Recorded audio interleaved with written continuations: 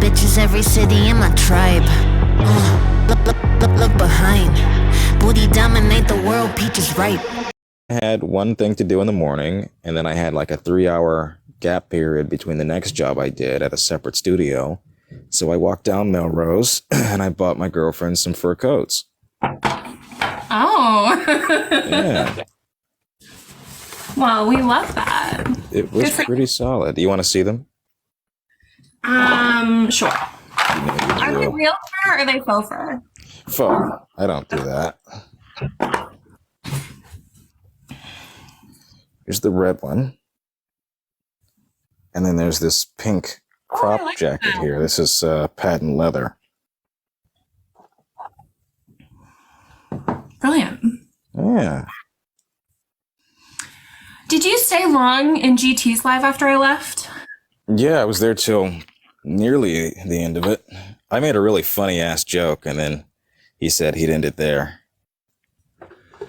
You know, I have to admit, I really like flirting with GT and just saying like overly charged things because his reactions are just chef's kiss. Honestly, I ship it. Thank you. I think you like ship me with most male creators. You, Bradley, Mr. Jones. Yeah. Nothing wrong with the quadruple. Like all of those? Jeez. Yes. Okay. The black men on this app love you. GT isn't black. He's an honorary black. Gadarius Trebell. I do love Jones. Jones is daddy. Yeah.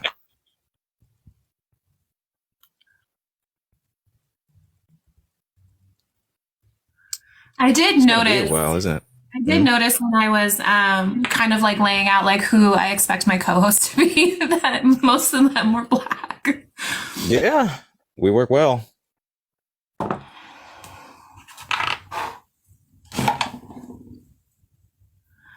Are you there, Level Up? Yeah, I was trying to pull up several. I'll give you the first one that I had read a while ago. It was based on a study that Forbes in August of 23. It was called "Leading Causes of Divorce" for Forbes magazine. 43% was listed report lack of family support, too much conflict, financial stress was 24%. And lack of commitment was 23%. I can pull up some more sites for you if you want, but that was the one. That was the most from August of last year. This is from the NCBI. Reasons for divorce and recollections of premarital interventions. Implications for improving relationship education. Conclusions. Get to my spot again. Now, don't get me wrong. Infidelity is definitely on the list. 75% cited lack of commitment, infidelity 59.6, and too much conflict and arguing 57.7, followed by marrying too young at 45.1%, financial problems at 36.7%, substance abuse, domestic abuse, and other problems, such as religious differences. Jaden, does it say how many people are part of those statistics? So it says 52 divorced individuals here. I don't know that that's a reputable sample size, but if we want to expand upon that, I can find more.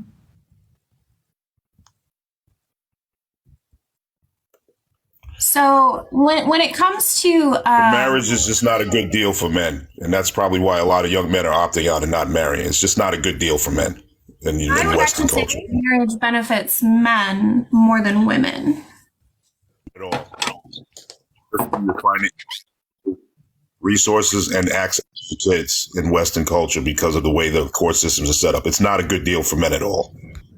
No. So if you want to talk about the family court system, 90% of child custody is decided outside of court. So both parties are agreeing. 6% go to mediation and only 4% actually go to a judge. So if men are not having their kids, then that is by choice. We're not talking about obviously there are who abandon their children. No rational person is going to deny that. We're talking about the men who actually want to be in their kids' lives and who've had to fight legal battles to access to them. I'm saying that is a minority. only 4% of child custody actually goes before a judge. Okay. And if memory serves me correct, 65% of those cases, men are awarded what they want. Okay. What's your site on that? The American Bar Association. We can go back and forth with some marriage. It's probably that discussion is probably not going to go anywhere. If you want to get specific about some of the topics you have up here, I'm more than happy to do so. If you want to continue to talk about divorce and marriage in the Western culture, we can do that. It's up to you. It's your life. So I'm sorry. Why do you not want to go? Because we can, if we're going to do the statistics game, I can pull up 100 statistics as to why men in the United States shouldn't get married. Even though myself personally believe in marriage, I understand why a lot of men don't want to get married, because it's simply not a good deal for them. It's too much risk. So can you respond to what I said when it comes to child custody? Yeah, you made a good. I said there's a lot of men who unfortunately don't fight for their kids, but I can also pull up a large number of men who are currently in a legal battle with their ex-wife to see their kids. Like women, a lot of women can be egregious. I'm not interested in statistics. Do you have a counter statistic to show that the family court system is systemically biased towards men? Absolutely. I just told you the majority of alimony and child support is paid to women by men. That is a statistical fact. It is a fact. How many marriages that divorce end in alimony? You want me to? I don't have I don't have that statistic in front of me. Would you like me to look that up? No, I know it's 10%. So a majority of marriages that end in divorce do not end in alimony. And I've already addressed that when it comes to child support, the average child support payment is less than $400. So that doesn't even cover a child's expenses. So let me ask you a question, since you clearly have the stats on that, and I respect the fact that you have the stats. Why do children in the majority of breakups automatically get awarded to women, and women have to damn near be a serial killer for the judge to take children away from them? Whereas if a man yells at his kids, he's considered an unfit father and is denied access to his children. Are you going to really tell me that you think the family court is not rigged for you to win as a woman? You really believe that? Yes. I think she already pointed to that earlier. A lot of presuppositions within your statements. So I think a lot of things that you said within that question, you need to actually substantiate. The majority of the time, who gets custody of the kids in a divorce? Assuming there's no unfit issues or accusations, who's usually awarded children in the United States? Let's have a real conversation here, please. Are we talking we can about acknowledge the 96 or 97% that's handled out of court. Are we talking about single parents or co-parenting? Because again, if the talking about one second, if these circumstances are agreed upon, meaning men don't want to take physical custody of their children and would rather pay child support than to actually provide physical care, then what is your point? We're not talking about people who had kids out of wedlock. I'm talking about men and women who were married, who dissolved their relationship, who generally gets custody of the children. That's what I'm referring to, not out of wedlock births.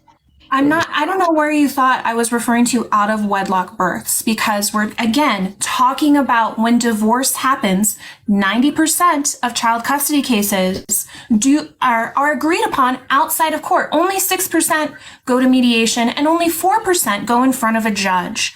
So if men don't have their children, it's because they don't want to. So if that's true, then why does it matter what the percentage is? Because clearly that's an outcome that men want. Answer my question, because it doesn't fit your narrative. That's why you won't. That's why you're refusing to answer my question. I'll answer it. I'm just asking you to substantiate why it's relevant. Relevant because the natural assumption is that women should be awarded the children, and just so you know, joint custody is not as prevalent as men only seeing their kids a couple of days a month or every other weekend. Answer my question. Why is this question? Actually has to hire a lawyer and say, I want to see my kids more, because it's naturally assumed that the kids are going to go with the mom. That's why for you to not think. The majority, about 57% of parents who have a joint custody agreement, shared physical and legal custody.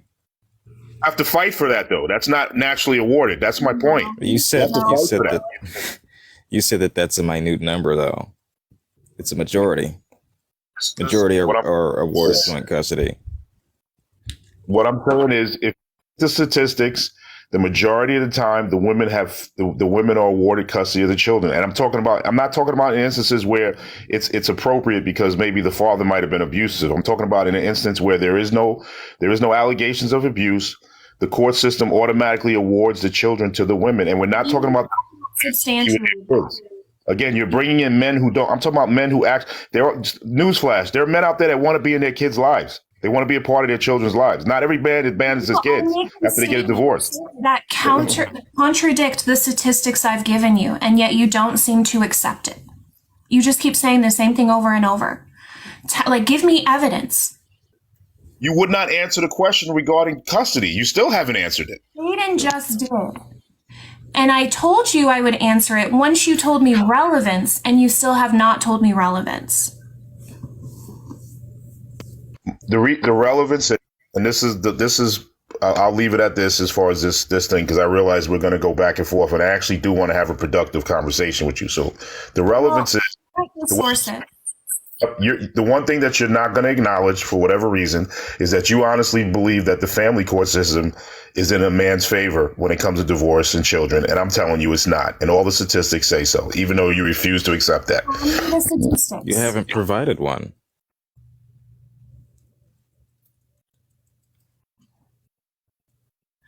I do not think there is a systemic bias towards women.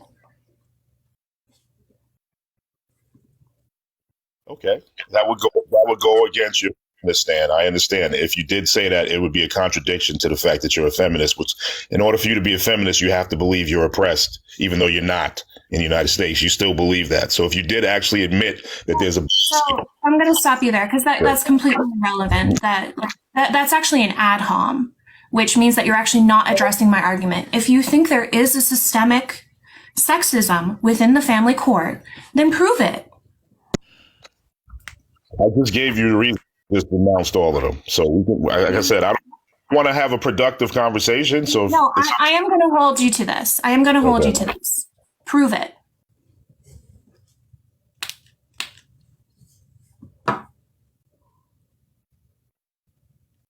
Hold on 1 second. Let me pull up some sites. Okay.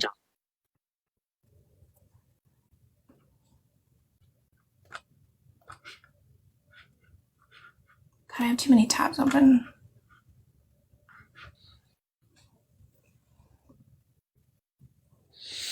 I do see I have a lot of friendlies in the box. I am trying to keep my co-host down.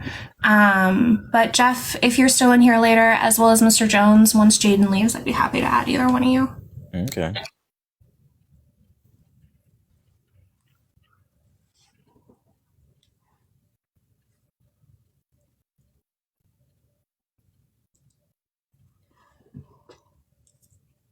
Thank you for the gifts. And yeah, look, fam, we are up to almost 700 viewers. Like, bravo.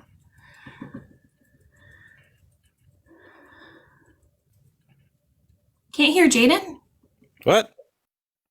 Jaden's been here a while. What the fuck? Why did no one say shit? Can you guys hear him now? Like, he showed us his girlfriend's code. Oh, you can hear. People are saying they can hear. Now you can? Okay. Okay.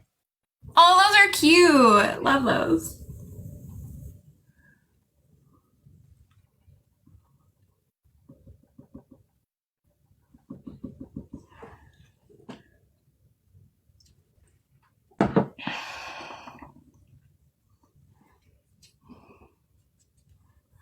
Level Up, do you have something? Like, or are you researching this now? No, I actually pulled up an article I'm gonna actually concede that you won this argument because the four articles that I pulled up are all alleging that there is no bias in family court, even though I've seen quite the contrary in my travels. But I will. It's an anecdote. I'll give the W on that because I'm I would mention that if one I'm 'cause- wrong, I'm adult enough to realize that if I made a mistake, I can say I made a mistake. And if you want to move on to other topics, we can do so. It's your call. No, I really appreciate that. It shows that you're here in good faith. So bravo you. Where'd you want to go next? When we were discussing red pill and passport bros, and I think I gave you my way in. I'm not an advocate or an opponent of passport bros. I don't have an issue with red pill, even though I realize there are people within the space that are extreme. I think any ideology that tells men to self-improve and not make women the center of their life and chase excellence is a good thing. As far as passport, again, I disagreed on the definition of red pill, which you seemed, when I gave my understanding of red pill, which is that women are the privileged group, you agreed with that. So I think that's what we were discussing. That's what weighed into our divorce and our divorce conversation. But again, that's not the core belief. If you're familiar with red pill, the core belief of red pill is male self-improvement in every aspect of your life, your mental, physical, spiritual, and financial well-being, not making women the center of your life, putting yourself first. And then if you do decide to pursue women, understand that should never be the driving force, and you should be responsible in which women you allow in your life, which I think is very good advice. If most men vetted women properly, the same way women vet men, they would be much better off. A lot of people wind up in bad situations because they get in relationships with people they shouldn't have been with in the first place. So I agree with some of what you said. When it comes to men centering women, when is that? Like, can you give me an example of that? Too many men are lives chasing women and chasing sex when they focusing on themselves, saying happy wife, happy life. And many men have taken this to the literal sense where they will sacrifice their physical, mental, and spiritual well-being to make their wife happy. And that's not healthy advice. It's not useful. There should be more of a balance. There should be more of a balance in a relationship. And a woman should never be the center of a man's life, because many women do not make men the center of their life, which is good. So, like I said, an ideology that tells men to put themselves first and to self-improve is a good thing. Now, are there people in that space that take it too far? We can have a discussion about that. There are people in the feminist space that take it too far. Every ideology has flaws. There is no such thing as a flawless ideology. So I would say that men pursuing women for sex is not men centering women. It is centering themselves. Because it's designed for their own pleasure and enjoyment and doesn't really consider women's thoughts, feelings. No, we're not talking about them pursuing. I'm saying when your life revolves around chasing women instead of focusing on. There's obviously, listen. There's nothing wrong with wanting to have a romantic. There's nothing. Let me just make my point real quick. There's nothing wrong about wanting to have a romantic relationship with each other. If you're both consensual adults and you want to have a romantic relationship, that's fine. That's not the issue here. The issue is that many men who their life is complete chaos, instead of focusing on fixing themselves, they worry too much about getting laid and pursuing relationships with women to the detriment of their own mental health, which is not useful and it's not healthy. So any ideology that says don't do that is a good thing for men. I don't think that men pursuing sex or relationships with women is women-centered. That is male desire-centered. I also don't think that it's fair to say that red pillars. Go ahead, Just 1 second. I don't think it's fair to say that red pillars have centered themselves or have hyperfixated upon the mental health issue. If any case, they've severely downplayed ways in which people can actually find beneficial mechanisms and means of addressing it, and instead place that blame, that burden onto people of the opposite sex. That's if you're going to say that there are extremists in there who have made that statement, I won't deny that. I'm very familiar. There are many in that space in the manosphere who not only embrace mental health counseling, they encourage it. They tell men, listen, I know firsthand, I am a former combat vet and I needed help and I got it. because of my friends encouraging me to get help. Again, there are many in the space that understand that mental health is a real issue in the United States, that men are far more likely to unalive themselves in women for a various number of reasons. And they have told young men, you need to get help. Now, the problem is, and it's like any other ideology, when you have fundamentalists in it, they tend to overshadow what's actually going on. There are a lot of people in the manosphere and in the red pill community that understand that unaliving is a serious problem. Mental health is a serious problem. And they have encouraged and held seminars to help men get mental health resources and help. Unfortunately, you got Andrew Tate's and the other guys in the world, and you think everybody in the red pill space thinks like that. And that's just simply not true. Well, I mean, who's an example of a prominent true one? Scotsman fallacy that Right. anyone you bring up is who's identifying as someone who is red pill, like Andrew Tate or Fresh and Fit, Elon who Musk. is saying improve yourself so that you can get access to women, who is upholding traditional constructs of masculinity, which I would argue lead to the higher self-unaliving rates in men.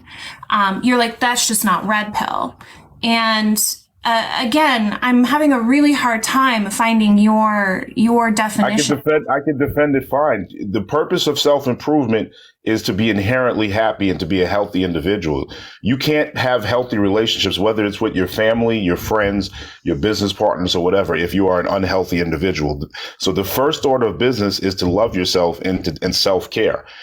Having access to women is not the goal. That is a byproduct of being a good man and being a successful man.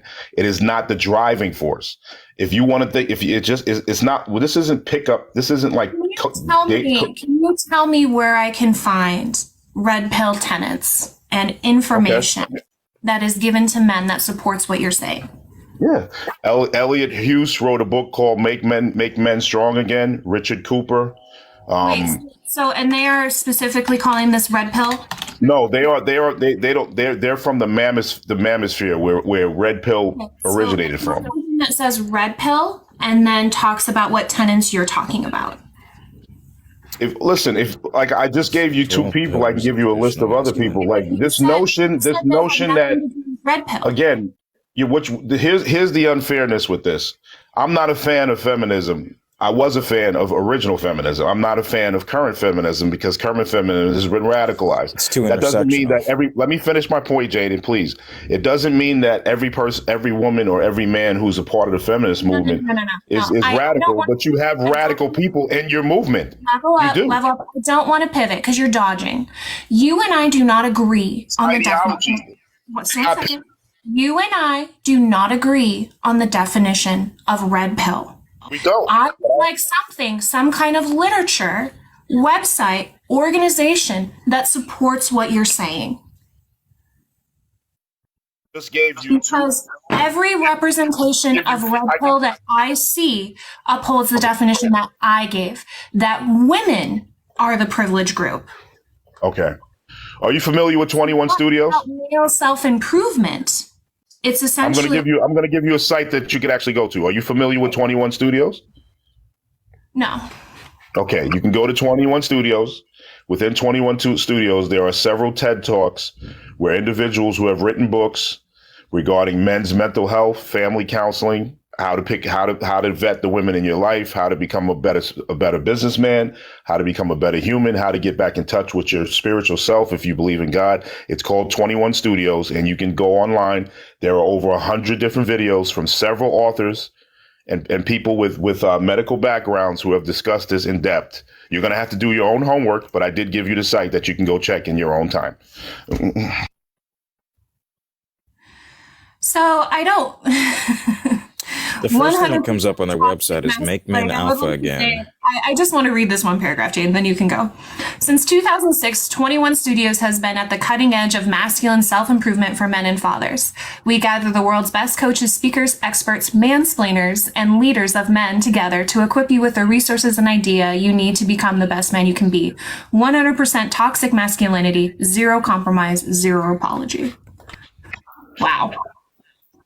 Toxic mental health part of this. Obviously, they're being facetious with the toxic masculinity is a fake term that feminists made up to attack.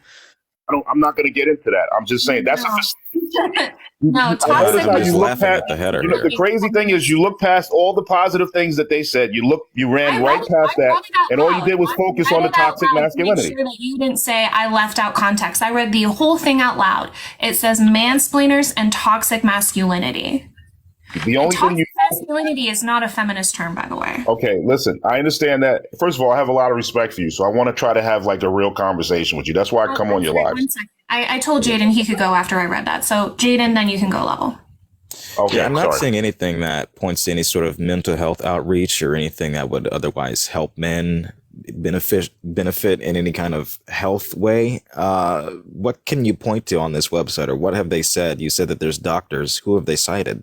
Oh, Jaden, there are over 100 videos, probably more. I'm not gonna do your homework for you. If you want to answer to I your know question, I'm on the website now. I'm not seeing saying, anything you that go on the addresses website that. now and you can look it up. There's actually an article on here that says feminism will die, Tate will live. Okay. There are a lot of Hey. within that you're gonna read, but I like how you read everything, but the only thing you focused on was the reference to toxic masculinity. They talked about becoming better fathers. I mean, I'm going through their videos. At all. Becoming Where's a better anything on father and a mental better health? man didn't move you, but the toxic masculinity reference moved you, which I find quite funny. Right. I'm just looking for mental health outreach for men, which you claim that if they you want did, the and I'm not positive seeing thing, anything. infamous gay basher Reverend Jesse Lee Peterson exposed as a homosexual super predator. I mean, I guess. I don't support Fun. and he's been ostracized.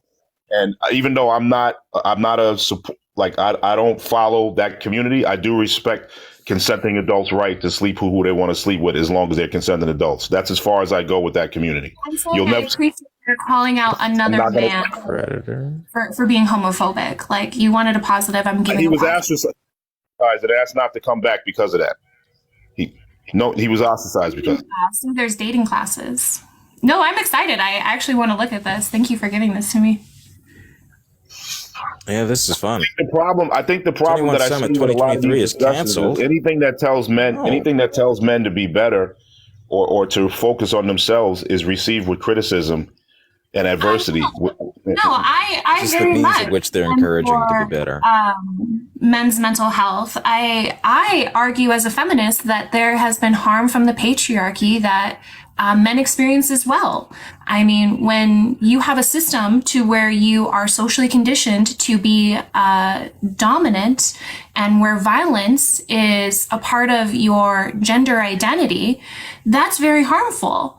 I think boys at a very young age have to kill off emotional parts of themselves. I think men are very much held back when it comes to relationships with other men and being vulnerable and honest about their feelings and their struggles. And I want men to be free like that. Like, don't think feminism is about dogging on men. It is a critique against the patriarchy and towards gender abolition. I think capitalism exploits men's labor, which is why a lot of men end up homeless in their later years, which is why a lot of veterans end up homeless. So no, feminism isn't anti-men. The issue that I have with Red Pill is that they uphold patriarchal ideas and don't recognize male privilege and entitlement within the current system. That's why I'm saying it's harmful for men, because it keeps them in this same system that exploits their labor, that demonizes their mental health, that keeps them in this prison to where they can't find emotional fulfillment and learn how to love and experience life freely, that they have to be this domineering personality. So, I mean, if Red Pill is what you say and is about male self-improvement, then I would say Red Pill and feminism are aligned. And that would be why feminism is I agree with a lot of what you said. I think it's important for men to have tribes and to be able to talk to each other about their issues. I think they're much better suited, to counsel each other when facing issues, just like I think women usually feel more comfortable talking to other women about their issues. So we're in agreement with that. I do think that it is hard for men to open up to other men, but I do encourage it. Becoming part of a support group is what helped me deal with my combat PTSD and my issues. So I've also encouraged a lot of the men that I've counseled and tutored I've got them in the programs, the ones that needed it. I mean, I've had young men come to me who are addicted to corn, OF, strip clubs, video games, were out of shape physically, lacked ambition, were living with grandparents and parents and living off of them financially. And with all that going on, they were still complaining that they can't get a girlfriend. And I laughed at them and said, dude, that's the last thing you need. Your life is in chaos. Look at all these issues. I think what a lot of us, and I'm not putting you in this category because I don't presume to know what's in your heart, but I think the biggest issue that I see in the United States is that most people are just unaware how bad a shape current men are. And I'm talking about men between the ages of 18 and 30, but even older men, they're not doing well. Average is no longer considered good enough for the dating pool. And a lot of men are below average because of the things I told you. So weak men are not good for society. In fact, they're a national security crisis. I would like to address one thing you said there, because when you said average is not the standard that is acceptable when it comes to dating. And this is a common misconception that I think men and women have. I think men ultimately think that they are competing with the top 10% when it comes to having access to relationships and love from women, when really they're competing with a woman's peace by herself. So for men, they view the bar as really high, but in all reality, the bar is in hell. I just need to be happier with you than I am alone. And I think what you're. I'm sorry, I didn't mean to interrupt. I didn't mean to interrupt. Go ahead. I'm sorry. I think what you're failing to realize, you're maybe you're using your anecdotal experience, but I think what you're failing to realize is that there is an archetype of men that a lot of women are chasing, and that man, unfortunately, there's only a small percentage of those men, and that's why those men have unlimited dating options versus average men who don't. And again, I'm not advocating for being average. One of the things that I tell the young men that come to me for help, and I've also helped women too who had issues, is that you need to do better. If you're making 20,000, you need to figure out how to make 40 and then double that again and then double it again. If you are out of shape, you need to start exercising. If you are in crisis mentally, you need to go talk to a counselor. You need to find your center. If you don't have a faith-based center, then do yoga, stones, whatever. Find a way to find peace for yourself. I think where you might be in denial is that a lot of women who have options are chasing the top men. They are not settling for average men because for them, an average man is just simply not good enough. There is an archetype of a man in the world, specifically in the United States, that most women are attracted to. We cannot deny that. We can't deny. What's an average man? Yeah, I would argue that's more like emotionally. The average man in the United States, about 5'8", 5'9", has a dad bod, probably makes anywhere between $35,000 to $50,000 a year, receding hairline, doesn't have any social clout, doesn't have any real influence. That's an average man in the United States right now. Based on what?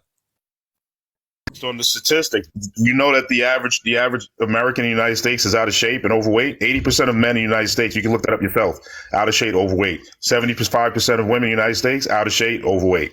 The average person is not even fit anymore compared to what it was 60 years ago, which when the stats were actually reversed. They did a study recently, 60 years ago. Who's they?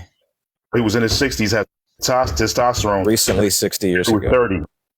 Men are not doing well, my friend. Yeah, doing well at all. I think if you want to talk about men are not doing well, a lot of the things that you're describing are just the material conditions of late stage capitalism. It is hard, like the two, what is really wealthy and what is really poor have essentially become more extreme. And I don't think that's specific to men. That's specific to everybody. So I would ask you, if money weren't an issue, if we didn't live in a capitalist society, then what would men offer? If you're saying you need to make money. Money's not the only thing. There's also where you are, the hierarchy. There's fitness, there's charisma, there's looks, there's height. There's a lot of things that women chase. I'm 6'1" and 230. I have no problem meeting women, but I have friends who are shorter than me and in horrible shape. They're invisible when we go into a club, and I tell them, you have to do better. I tell them, you have to self-improve. You're making this an individual. Self-improvement doesn't make you taller. No, there's nothing you could do about the height, but you don't have to be fat. Right, but you're making this an individual problem instead of one that's societal and not challenging societal norms and conditions. Are you familiar with the dating study that they did? Jaden, are you familiar with the Bumble and Tinder dating study they did a couple years ago? Who is they? What? They did. Yes. No, I would like it. You said Bumble and Tinder. What's the title? Okay, they did a study. They did a study on the type of men that women generally swipe on. And it's usually men of a certain height, a certain physical characteristics, et cetera, et cetera. Generally speaking, majority of women in the United States are attracted to men who are at least 6 feet tall, in good shape, earn a certain amount of money, have a certain amount of clout, a certain amount of charisma. I don't have a problem with that, but the problem is there's not enough of these guys. There's not enough of these guys. So these guys have unlimited options. When everybody's chasing you, you have unlimited options and you have no incentive to get married if you have 50 women chasing you. It was a Tinder and Bumble that they did. I believe they did it two years ago or 5 years ago. I don't remember the name of the study, but Tinder and Bumble were both involved in it. So there's another one from a UK website. Study reveals what makes people swipe right and left on dating apps. What makes women swipe right? Number 1, a profile picture in the countryside, 30%. A profile picture with a dog in it, 29%. A profile picture showing tattoos, 18%. A man with a beard, 18%. A profile picture showing a car, 7%. A profile picture taken at the gym, 8%. Wow, so gym's pretty low. That's UK. The Tinder and Bumble study I was talking about was a US study. I'm not familiar with the UK study. So you have the name of it? I don't remember the name. I just told you the website. I just told you the dating apps they use. I didn't get a website. Excuse me. I gave you the dating apps that they used to do the research on. So you can use I'm looking up Tinder Bumble study. I'm looking at Tinder Bumble match study. I can't find anything. Here's what men swiped right on. A photo of them in their underwear or bikini, 33%. A profile picture in the countryside, also 33%. A profile photo taken in the gym, 25%. So it seems like what you're saying that women want is actually more what men want. A mirror selfie, 21%. Women want dogs and beards. Actually, men like pictures with dogs in it. A profile picture with a dog in it, 21%. These are funny. Yeah. I was trying to say before I was interrupted, what he's suggesting is that the problem is personal, it's individual, and not that there's societal conditions that would place. God damn it. Never mind. All right. I'm just letting you know it's not a problem, Jaden. That's just what women are. A lot of women are. Right. But you're making the solution personal, that if someone is, say, not appearing a certain way, then it's on their responsibility to change that, and not maybe we should remove societal conditions that allows people more leisure time, that allows people to explore their inner self and sensitivities and what have you. What do you mean? How is that related to what we're discussing currently?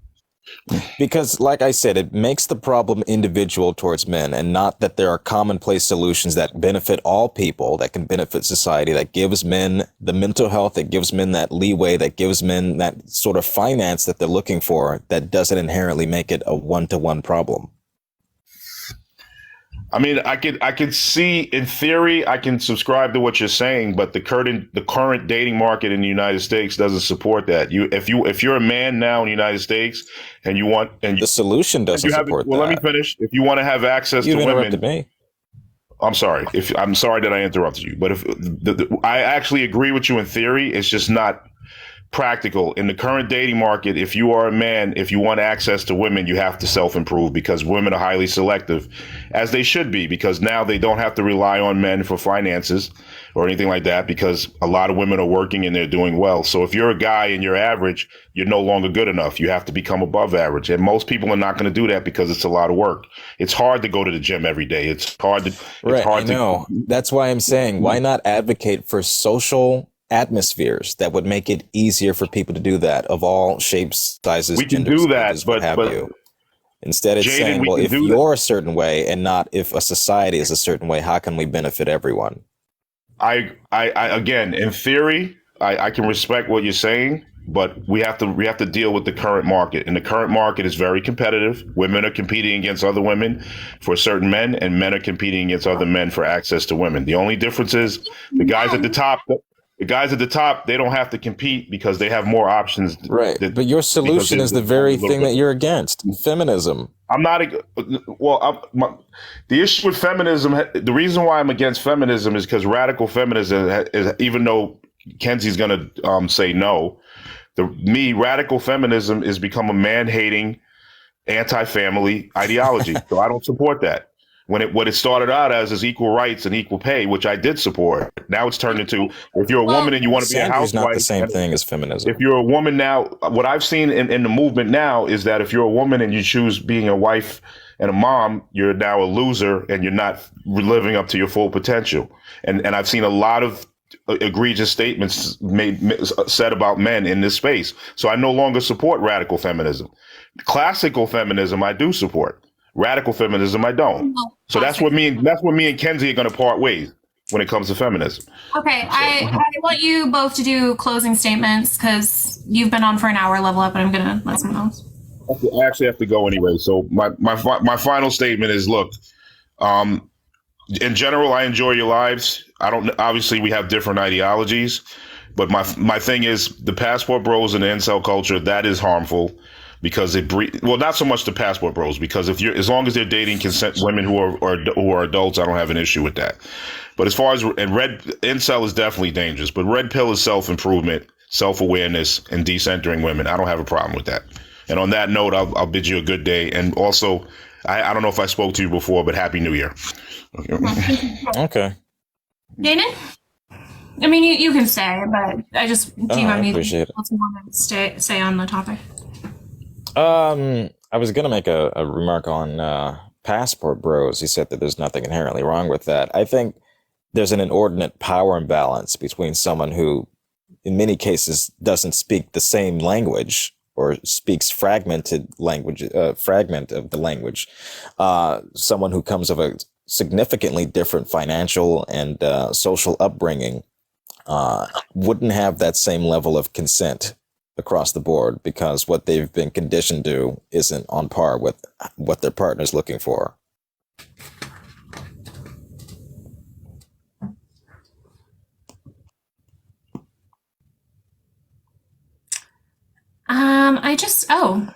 I just have Sherry in the box. I thought I did have someone else. Nice.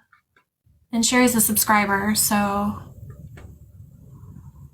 reminds me of 90 Day Fiance. I actually did have my friend Shekinah was on 90 Day Fiance. So I only watched her storyline. I literally fast forwarded through everyone else. But there was one couple that I would always seem to land on that gave me red flags. I do know Shekinah. I've known Shekinah since I was 16. We used to work together. Last time I saw her actually was in 2021. I went to LA and to see a friend, and I ended up going to her for a facial. I mean, she's a great esthetician. What do I think of her story? I've always, I actually have thought about doing reactions to her story on 90 Day Fiance. I obviously do want to ask her if it's okay, because I don't want her to feel like I'm trying to exploit our friendship for clicks or views. But knowing her as well as her history, it's hard for me to tell what is essentially done for production value and what is real. Yeah, reality TV is quite the bitch. A lot of time it comes down to editing. How there's a villain in every season or what have you, is usually the producers putting their thumb on the button and saying, well, let's use this angle that makes them look bad, while also removing every other instances where other competitors have given the exact same behavior. Yeah, there was one storyline where all of a sudden Sarper wanted to have children. And like, I laughed out loud so many times at shit that Sarper said. Like, I'll admit, like, sometimes he really knows how to be funny. And she was like, but on our first date, you know, you said you didn't want to get married and have children. And he's like, well, I was trying to bang you. Oh, God. Number one, I thought that was funny that that's what he admitted. And number two, like, I wonder, like, is she saying I don't want to get married. I don't want to have children. I just want to be together. And he's just kind of agreeing to be like, yeah, me too. Let's bang now. Or did he volunteer that information first? Because if he did, like that, I don't know how that would get a woman in bed with you. I feel like you would do the opposite and be like, I want to get married and have children and have all these beautiful babies. So I feel like that whole storyline of him wanting children, producers said, like, just say you do so that we have a storyline to go with, because I don't know how you go from a Playboy having allegedly 2,500 previous partners to now, like, you've been dating this American for 5 months and are like, now I want to have a baby with you. Like, that's no. Yeah, a bit of a drastic shift, I'd say. This sent me down a bit of a rabbit hole here. My guess is that was for production value. Hello, Outlaw. Hey. How are you guys? Good, how are you? Hungry. Oh, not too bad. Just living the normal American dream. Eat, sleep, and work. Okay. So, I was in your live maybe about, I don't know, an hour ago, and the subject of child support came up, or child custody. Right now, I am fighting for my son. Hold on, sorry. Dandy. Well, I'm sorry to hear that. I don't think your anecdotal experience will be beneficial to the conversation. What does that mean, ma'am? That your personal story is irrelevant. Okay, never mind then. I'll back out of here where you can have somebody else come up. Okay. Take care. You guys have a wonderful day. And you as well. Happy New Year. So, anyways, let's talk of reality shows. Level Up is like offended by that. The reason that I don't think it's relevant or beneficial to this discussion is because I can't verify anything. He can literally say everything. Oh, and then the judge said I hate men, and so I was like, I lost my access to my son, and I can't say like, I don't think verify it. Like, there's no way for them to verify what they're saying, and there's no, like, I have one person's account, which could, again, be misconstrued. Like, come on. Yeah. Anyways, I was looking at Wife Swap as we were talking about reality shows, and how the fuck did that last 16 years? You know they're just gonna fuck. I will admit, I watched that when I was younger. Me too. I haven't been too big into reality TV just because, like, I mean, I guess I did watch Real World when I was younger. I remember that. Yeah. And then I found out, like, I guess I didn't find out, but I realized, like, they're in that home for 5 months and we see 12 hours. Mm-hmm. And so I was like, wow. And in the real world, they're not allowed to, like, have TV, newspapers. So obviously, you know, like, life is boring. So obviously they're waiting for the most dramatic parts of it. And, yeah, so I think, you know, I grew out of it because it's just not interesting to me. I'm sorry, Jaden, go ahead. No, yeah. How did Wife Swap last as long as it did? You Isn't know, that I sort of like have friends who did Wife Swap as well. This kid I graduated with,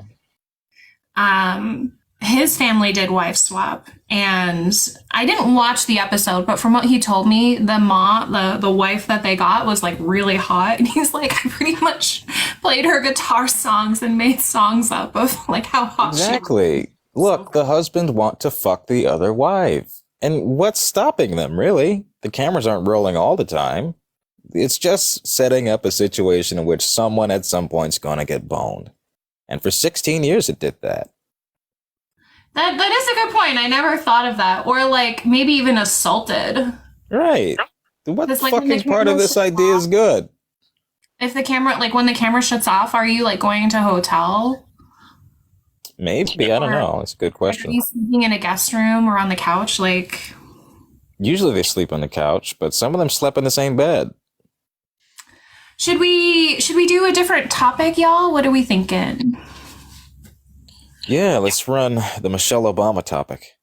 I don't want to do that. That one's been popping. I know. That's your thing.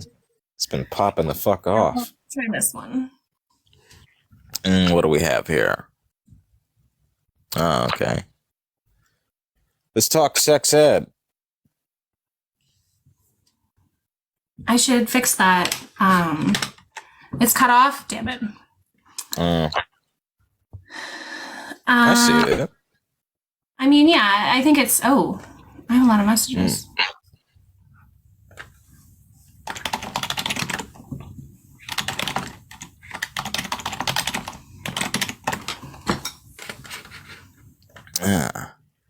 Did you see Sanvi crawled out of the fucking crevices to message me?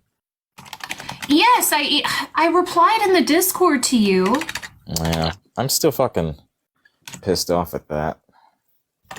I almost wish that my response was more scathing, but I took the mature That's what route. I said. I know. Out of character for me, for sure, but... Look! You fucked up. So I blocked her. Can I come up?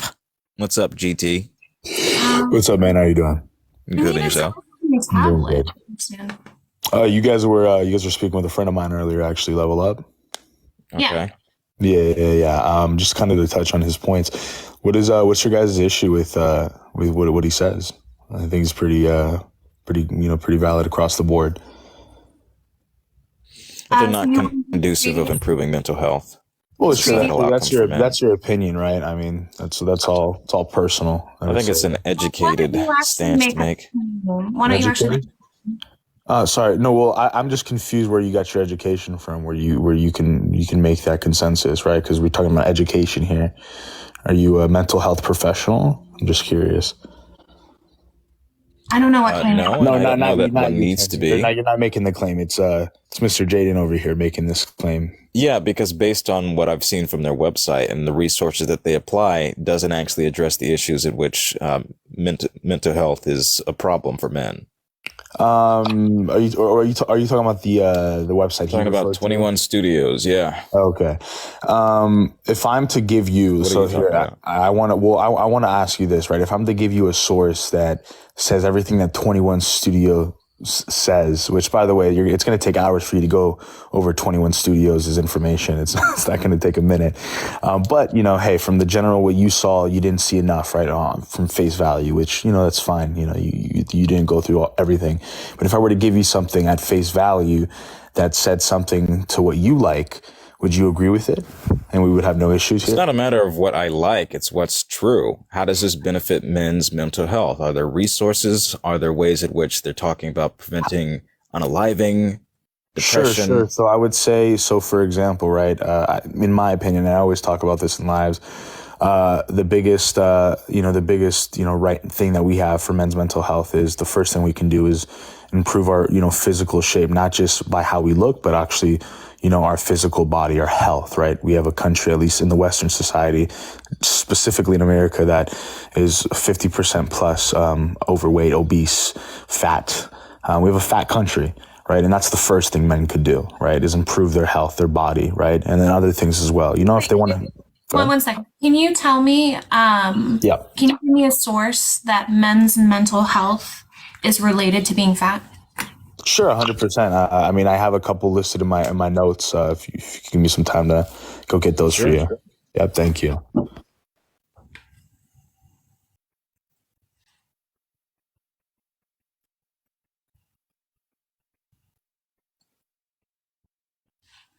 It's for both. It's obviously just to keep my hair out of the way. I have a pink and a gray one that I actually like better, but I couldn't find them, so I'm using this one.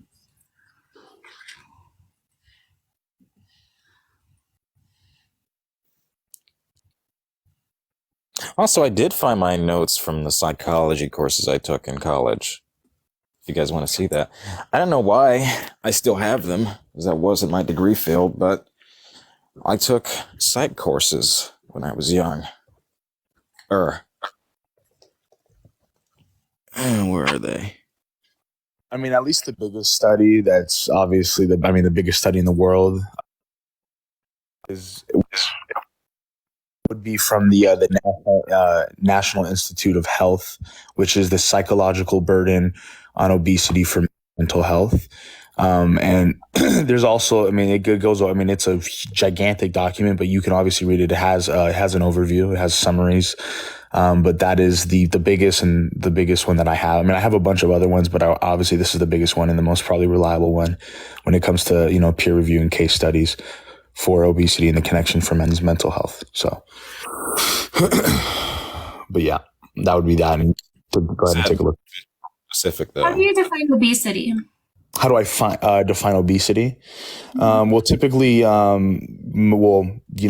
least probably by doctor standards, they do it over BMI.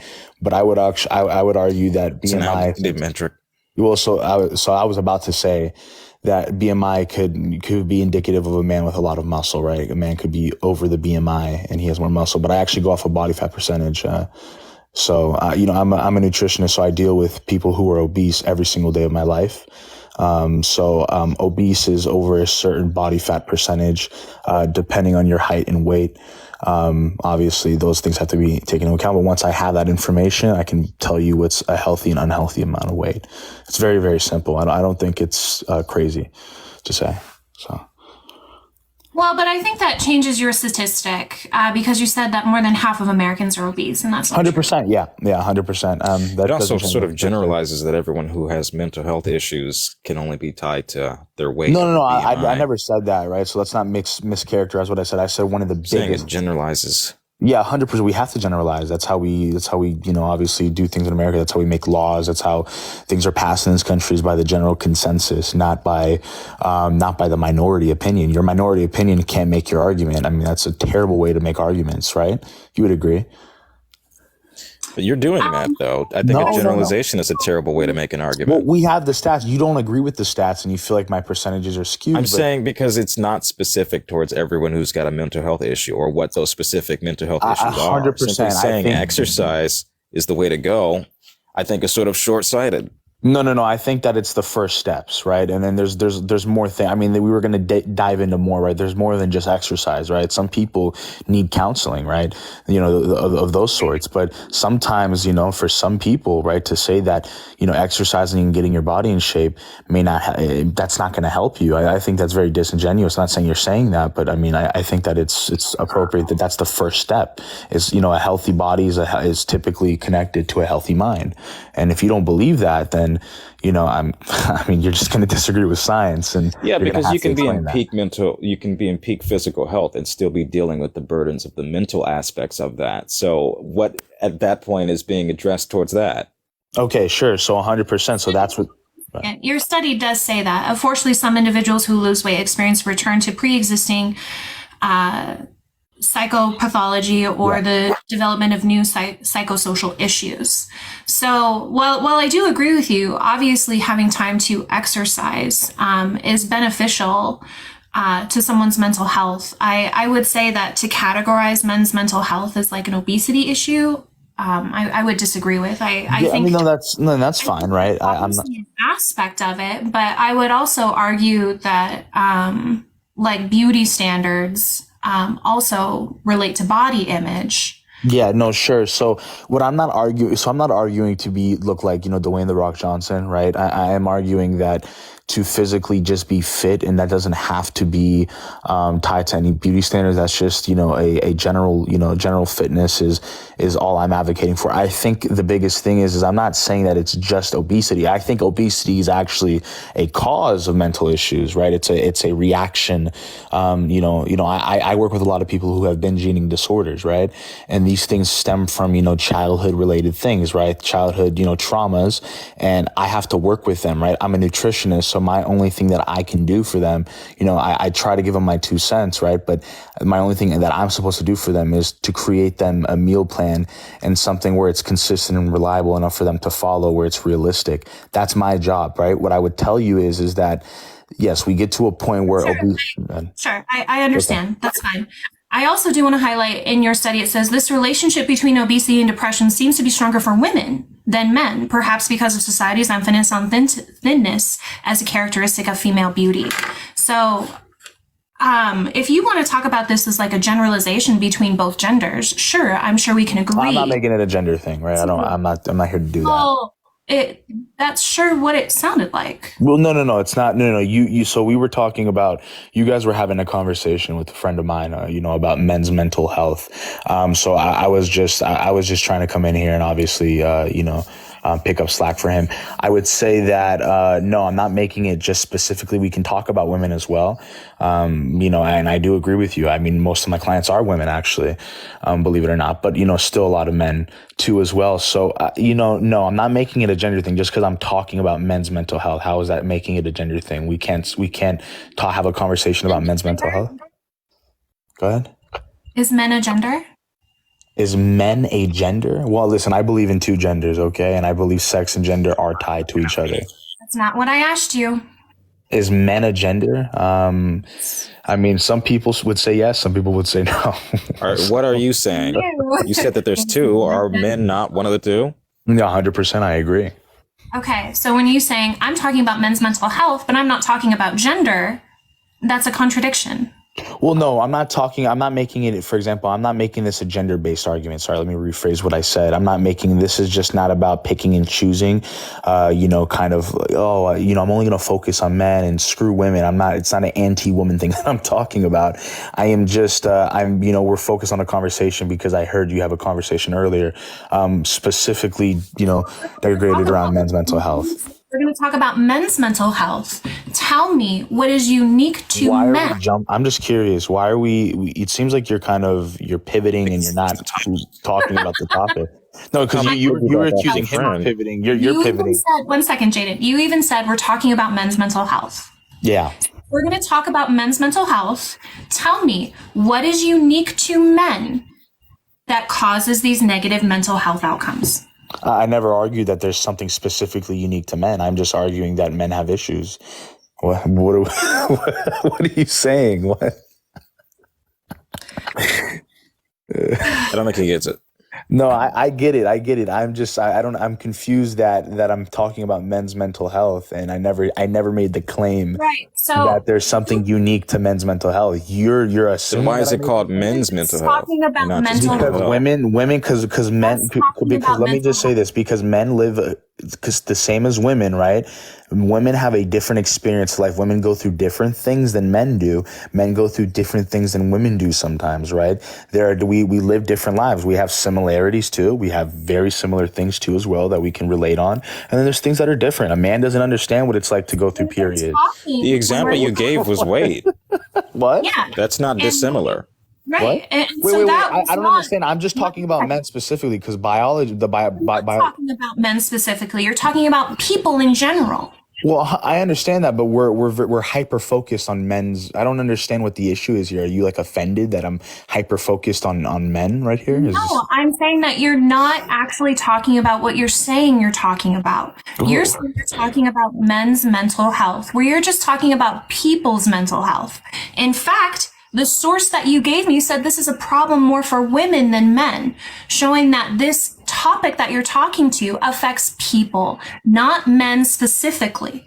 So I'm asking you, when it comes to men's mental health, What is affecting men specifically that causes this outcome? So you want something just specifically to men, right? Okay, Correct. cool. If it's a Yeah, men's sure. I mental mean, health if that's what discussion, you yeah. want, if you want to move away from that, because if you actually kept reading more into the study, it was gonna prove my point. But it's fine. We can All go right, what ahead. does it say? No. It's okay. We can pivot. No. We can pivot. This is not a pivot. No, it Asking you is a for pivot. I mean, specifics. that's fine. Don't deflect. I'm asking you, what does it say then? No one's that deflecting. supports your point. What is it in the study that Wait. supports So your you don't point? want me to answer your question? I'm asking you the question. Well, hold on. No. I'm not talking to you. I'm talking to Kenzie. Of course So you do you are. not want me to answer your question, Kenzie?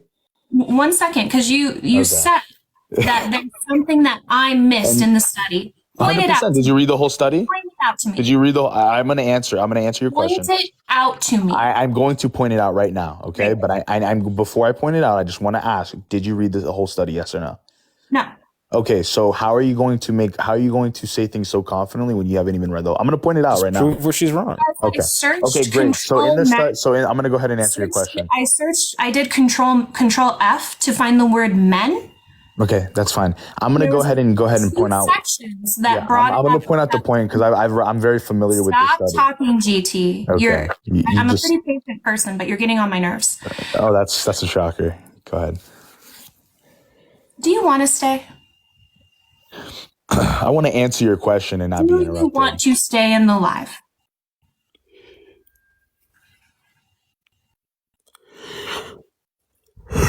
Yes or a no?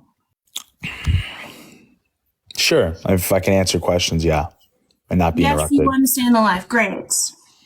Happy to hear that. Oh. So tell me, what would you like me to read that I did not read? Sure. Okay. I don't know. You're on a computer, correct? When you're looking at this? Mm-hmm. Okay. It's probably in the. I don't know how to. It should be in the middle. And I don't know if you can. If you go down the middle of the study, yes. I don't know exactly. I'll go ahead and read a point for you. It actually has a hyphen right here. Okay. It says. Here we go. Okay. It says the psychology of men versus women in terms of Hey, I didn't do that. what? God damn it. I don't You get banned? think nothing came up. What the fuck? Get the fuck out of here. I searched psychology and only one thing comes up in that article, and it's in the references. It is not even in the body. And like I told him before, I searched the word men, and then I actually searched the word woman because men obviously has like development, abdomen, and men is a part of a lot of other words. So it came up with a lot of search results because I didn't want to find the specific areas of the study that talked about gender. I could tell that there wasn't anything in there based on the way he started off that sentence. And If you look with the slash, gotta go by. Oh, no, I thought, okay. Damn.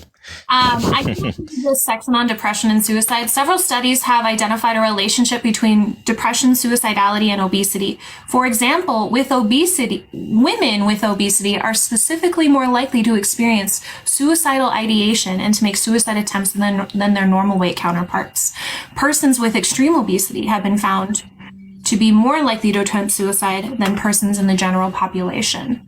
So honestly, I feel like this stat or this study that he gave me really shows how like this is more that leads to like Societal. women's mental health, not necessarily men's. You can come back. I think all these are friendly. your So point. everyone. Hey ho. Hello.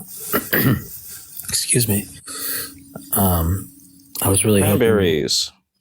talk to GT. What a weirdo. Yeah. Oh well. Happy New Year. Happy New Year. You were on a different GT's live last night. I was. I really enjoyed it. Good. That we were. That girl was so goddamn annoying.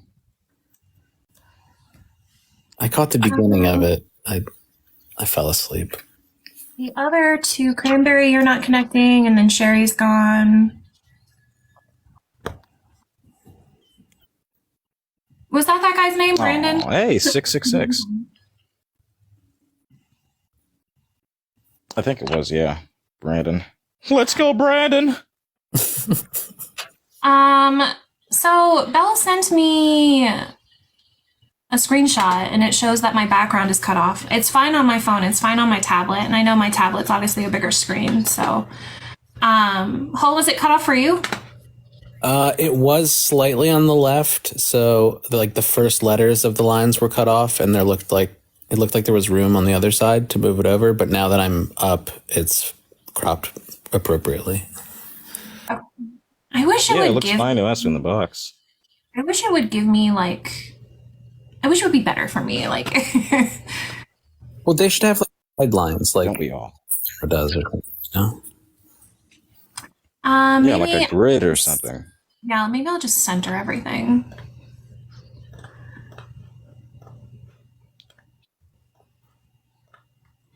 And then maybe we can make it a little bit smaller.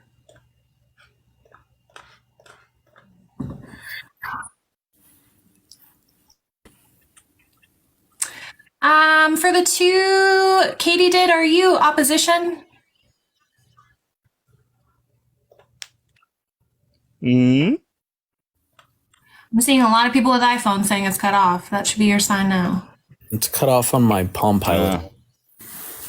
Palm Pilot? I didn't know those existed.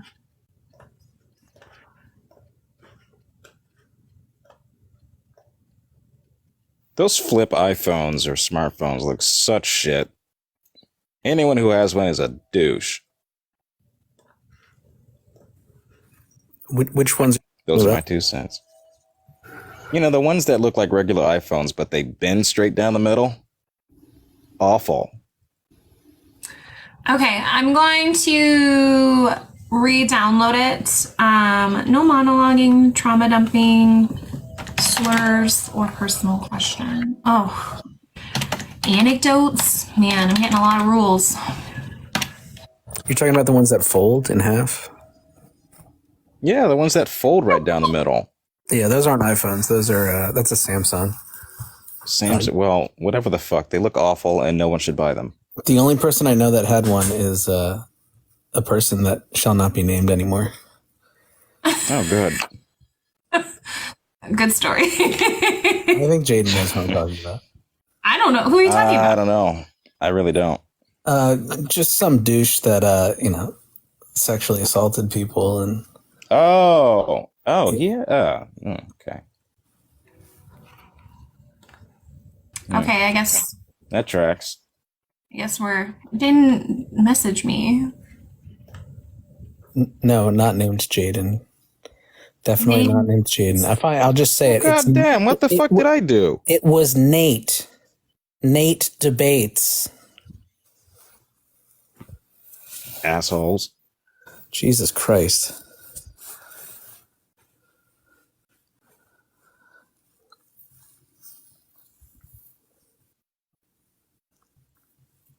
What's your definition of feminism?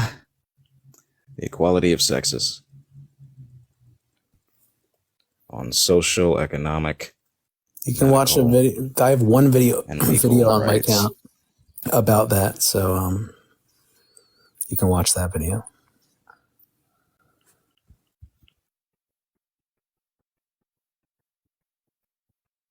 Nate had a crush.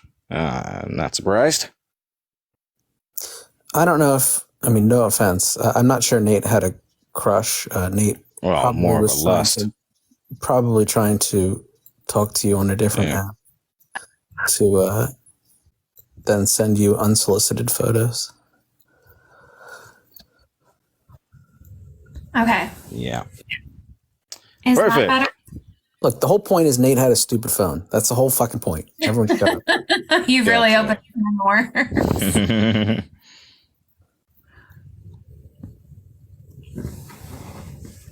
Nick. Hello. Mr. Julia. What's How up? we doing? Good in yourself. Let's just shut my door here 1 second. So I guess you're live I guess says only if you disagree. I don't actually disagree with everything you say on here. I just am curious to hear the point of view because I'm more for educational reasons, and not just for the sake of disagreeing. I guess I don't know if that's something you want to engage in, but Sure. What's your question?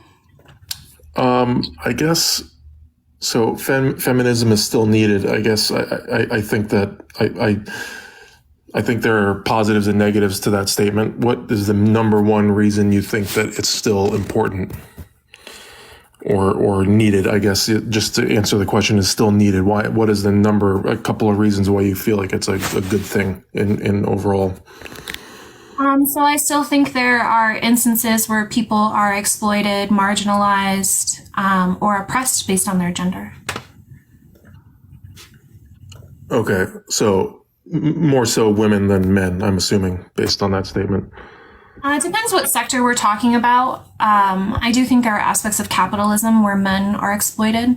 But in terms of like social, political, I do think women. Okay, and then the sex health. So you feel that it's something that should start as early as kindergarten. Right. And when you say sex health, like you're talking about the birds and the bees conversation at 4 years old? So when we talk about sex health education, it's not just about intercourse. It's about interpersonal relationships, aspect of consent, hygiene, violence prevention, gender. Do you have children? I can't really see it. What is it? Belonging, trauma dumping, slurs, anecdotes, or personal questions. I don't see what me having children has anything to do with it. I mean, it would give you some perspective on what it would be like to talk to a 4-year-old about sex education. That's the only reason I mention it. And I have kids, and I can tell you that. Yeah. What's that? Yeah. 4-year-old children are absolutely aware of their gender. And obviously this is age appropriate. Yeah, I'm just saying, like, I can tell you from experience that having conversations of that nature with children of that age would probably not be incredibly productive. What nature? What? What nature? Just general comprehensive sex health ed. If it's comprehensive, then they'd understand it. What's that? If it's comprehensive, then it would be age appropriate to a degree that they would understand it. I see what you're saying. All I'm saying is I don't think in practice it sounds like a good idea and that it would probably benefit, but I'm not sure that exposing children of that age to things of that nature is the most. Of what? Well, here's nature? why. Jane, 1 second. Yeah. Of what nature? I'm just trying to. I don't want you to get in any trouble for things. You had already said that I broke a rule, so I don't know how far or how far I can go without breaking any rules here. So, 6 minutes. I don't know what comprehensive sex health ed means. I don't know what the curriculum or the teaching would be at that age. So I'm not familiar with it. Yeah. Well, I mean, the question should come before dismissing it. Jane, 1 second. You said that I know from experience that children that age cannot comprehend things of that nature.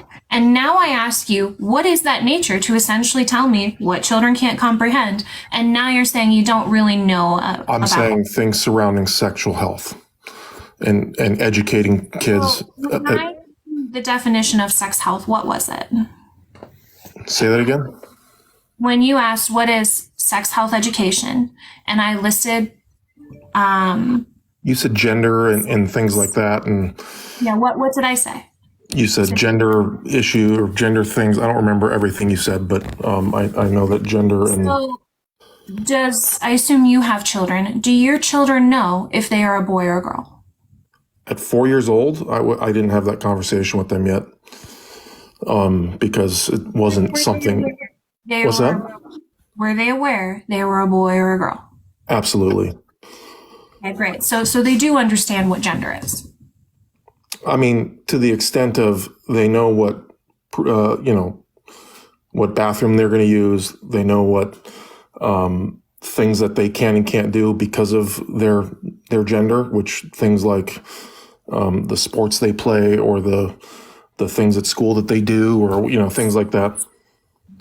I'm just saying, a 4-year-old is signing up for t-ball, or they're signing up for some sport. They know that there's some sports they can play with women or men, and there are some sports they can't play with women or men, things like that.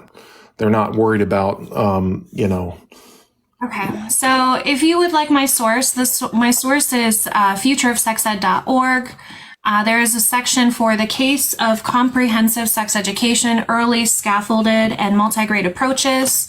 One of the data points says literature on sexual abuse prevention efforts taught in early grades, kindergarten through 5th grade, and even in preschool shows strong evidence that young children can develop self-protective knowledge, skills, and intentions, including increased likelihood of reporting sexual abuse and knowing how to respond in a dangerous situation, all without increasing anxiety. So I would agree with everything you just said. So I think that if it becomes a thing where that they develop the skills or the know-how or the knowledge to better protect themselves and help them make decisions or other things that are going to be productive, I agree. But all I'm trying to say is, in practice and just doing it and trying to do that, you might be, it might be something that you're increasing their knowledge in things that at that age may not be that great for them at that age. That's all I'm trying to say, is I don't think that Evidence of that. Because what I just read says the opposite. Do I have evidence? If you tell a kid about sexual health at 4 years old, they're going to probably do or say things that maybe they take out of context or don't have enough information on, and they're going to talk to their friends about it, and they're going to come home and they're going to know about things that maybe at 4 years old they really shouldn't know about yet. So that's not evidence. I'm just telling you as a parent, okay, what I know. So that's my evidence. That's not evidence. That's your Has it opinion. happened? Of course. So that's happened where you've given them the subject and they went off and veered in a direction. No, it's happened. I've been on the receiving end of it, where they go to school, they learn about things that probably isn't the best thing to learn about at 4 years old. Are you familiar what an anecdote is?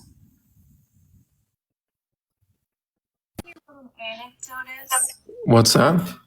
Are you familiar with what an anecdote is? What's that? You broke What an an echo. anecdote is? You're echoing. You want to mute? You broke What an anecdote is? Make it stop! Echoing. You want to mute? You broke it. Make it. I was waiting for that.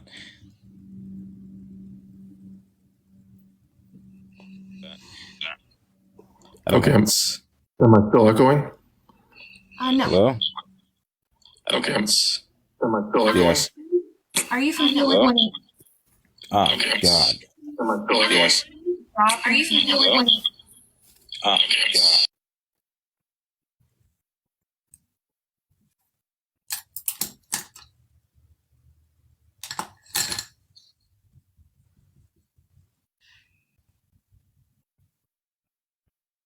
So black licorice. Anybody a fan of that or just me? Oh no. Yeah, I've learned to love it, actually. I used Thank to hate you, it. Hole. I knew you'd be in my corner on this. I thank you. Look, I didn't bring up the food topic, all right? Everyone, And I'm going to pick up a box of it now, just to spite you, Kenzie. Good. Go ahead, Grandma. Yeah, it's delicious. Look, Grandma was eating black licorice because it's very strong flavored and she couldn't taste anything. Yeah.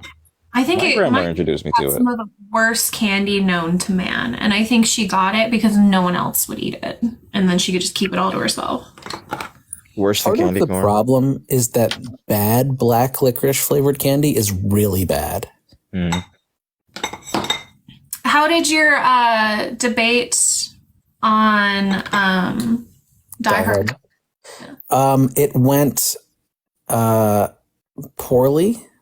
Well, no, it went fine. The outcome was that I lost to a judge's decision. Correct. Mostly because I didn't have an introduction. I still am convinced that it is not a Christmas movie. And I believe I did convince others. So for that, I'll say it's a win. Nah, you're wrong. It's a Christmas movie. No, I would would say your argumentation was good. I do agree with you that just because it happens during Christmas time does not mean it's a Christmas movie. Well, I appreciate you being an intelligent person who recognizes logic and reason when you see it. Thank you. Me too. What makes it what makes something a Christmas movie? I would have to say Christmas would be central to the plot. So something that takes place during Christmas? No, the plot is centered around Christmas. Gotcha. Well, yeah, it's a Christmas party. That party could take place any other party. Nuh-uh. When are corporate parties? Christmas time. End of the quarter. Yeah, you Christmas quarter. July 4th. You could have an implementation party. I would argue that movie would have been better if it was a July 4th party. There's so many explosions. It would have been way better. Who has an office party for the 4th? A lot of offices. Mine don't. They have like a barbecue, a cookout. Yeah, but that's not an office party. That's an outdoor bullshit. Yeah. No, I agree. So you'd have to have some sort of... Yeah, they had to be indoors well, for it the rains Christmas that day. party. They didn't expect rain because it's California. Hello, welcome. True. Ruben. What's up? Oh, I just wanted to say Rubber. Planes, Trains, and Automobiles is a Thanksgiving movie. It's a wonderful movie, too. It's 100% true. There's no argument against that. Because it doesn't revolve around Thanksgiving like that. So that same plot could apply to anything. No, it does revolve around Thanksgiving because it's about the gathering of family, specifically because John Candy's character doesn't have anywhere to go for Thanksgiving because his wife had passed away and didn't have family and missed out on having anyone to go spend a holiday with. So it is very central to the plot. That's cool. I just wanted to throw that out there. W. Hall. It's a great movie. I haven't seen it in a long time. I appreciate your attempt to dissuade me from my strong opinion about Die Hard, but yeah, I just wanted to see what you thought. Yeah, no problem. All right, peace out. Bye. I don't know how to leave this. When's an appropriate time to take down the tree? Appropriate time? I would say. I mean, January. Yeah, I essentially do small sections all of January so that it's done by the end of January. Yeah, I'm looking at mine. I'm a bit intimidated by it. I don't know why I bought this thing, but I got the whole thing set up. I got Muppet decorations up the wazoo, and it's going to be a bitch to put away. Yeah, one day I just take all the ornaments off the tree, and then I just leave the tree, and then the next day, like, maybe I'll take the tree down or, do whatever. If you want to get more time out of it, you can make it a Valentine's Day tree. Yeah, but what do I put under it? Under it, nothing. But you would put hearts and stuff on it. Yeah. And my kids would like that.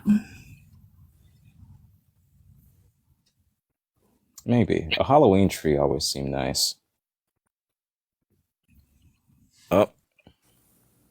You can build it. I guess it didn't connect. I was surprised by how quickly they had Valentine's shit in the stores. I did after Christmas shopping and it was already hearts. They're always really far ahead. No one's connecting. They're all running away after. Can we cancel Easter? Why? Who's we? It's a bullshit ass holiday. I don't know. Society. Can we just stop doing that? I would argue it's a feminist holiday. Nuh-uh. Can you explain that? What part of fucking egg shitting rabbits is feminism? Those are representations of fertility. Chocolate? Bunnies and chickens? Yes. Bunnies and chickens. But how is that a representation of fertility? Because bunnies fuck? Yeah, they bang like rabbits. Yeah. And then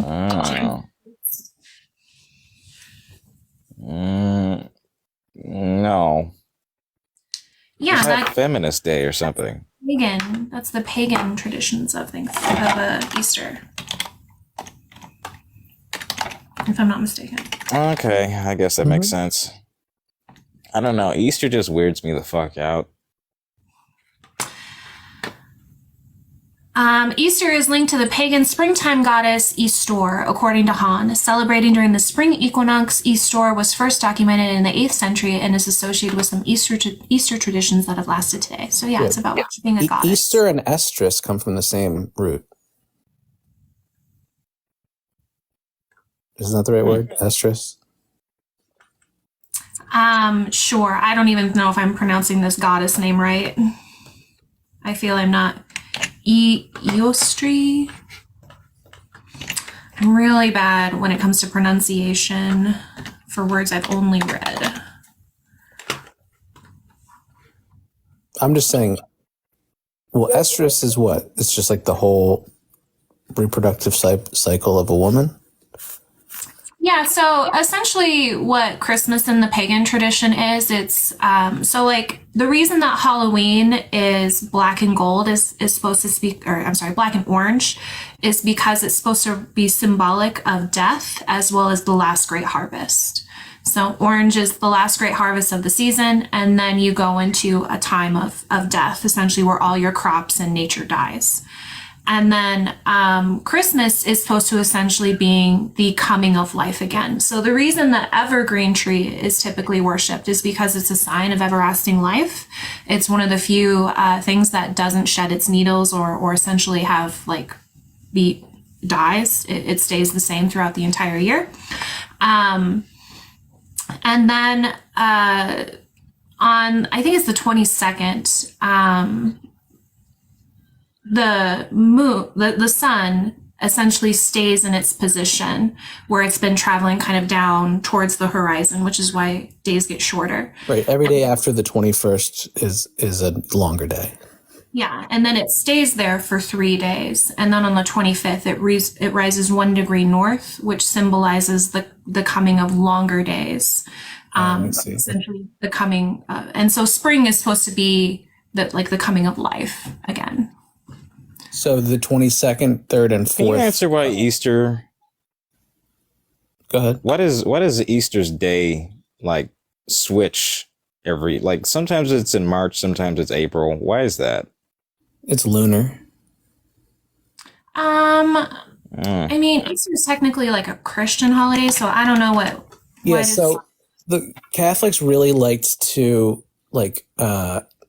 skin existing holidays with Catholicism. And so there was already an existing holiday that was based on the moon. And so they were like, well, we don't want them celebrating both. We need to just override this one. So that's what they did with Easter. Yeah, and they've taken a lot of pagan traditions because essentially that's during the spring equinox.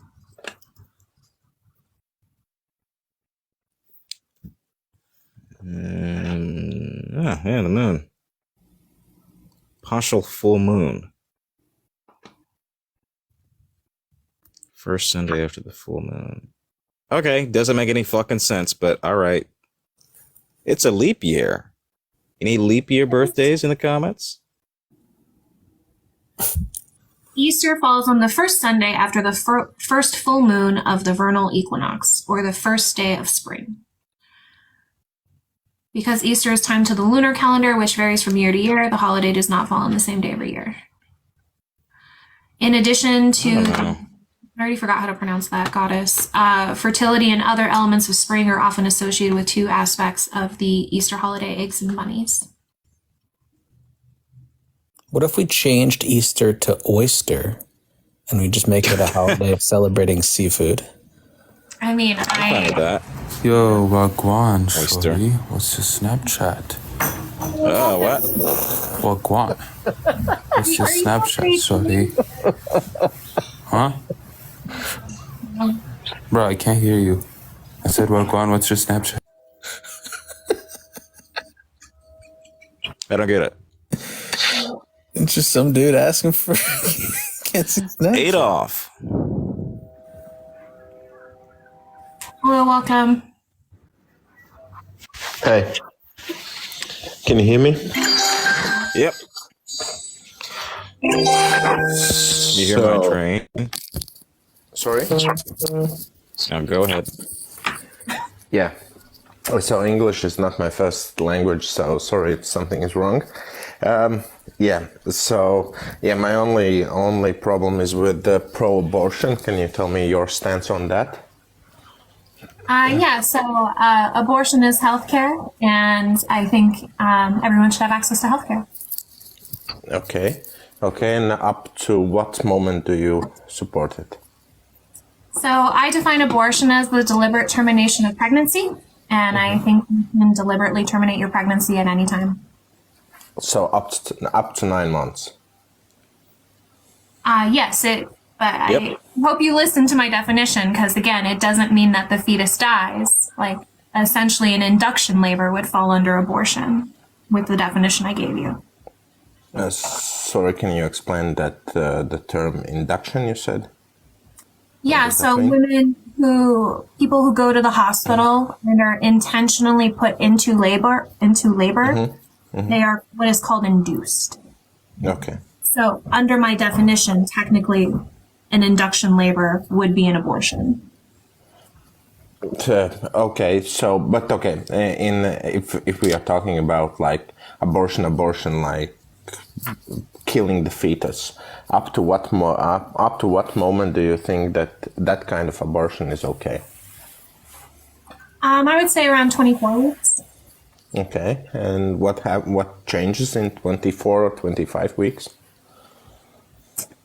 I essentially would say that personhood would be achieved. So where you're no longer embryonic life, you're human life. Oh, okay. So 23 weeks, then it's okay. 24 weeks is not okay anymore. It would depend at like the stage that their brain is developed in. So if there is the full development of the brain to where it functions as a whole, then at that point, I would say we would have to opt for an abortion that would preserve the life of the fetus. Okay, so brain activity for you is what values the human life? Brain function. Brain function, okay. And if someone is, for example, in coma or is some issues with brain dead is harder, but for example, in coma or we can say, okay, brain dead, then we can that person does not have any value anymore. Correct. Someone who is brain dead is dead. And somebody who is, for example, I don't know how it's in English. It's okay. Okay, let's skip that. I don't know how to translate it in English. So okay, so 24. So only brain activity is the thing that you think is something valuable of a life. I believe that life starts at the conception.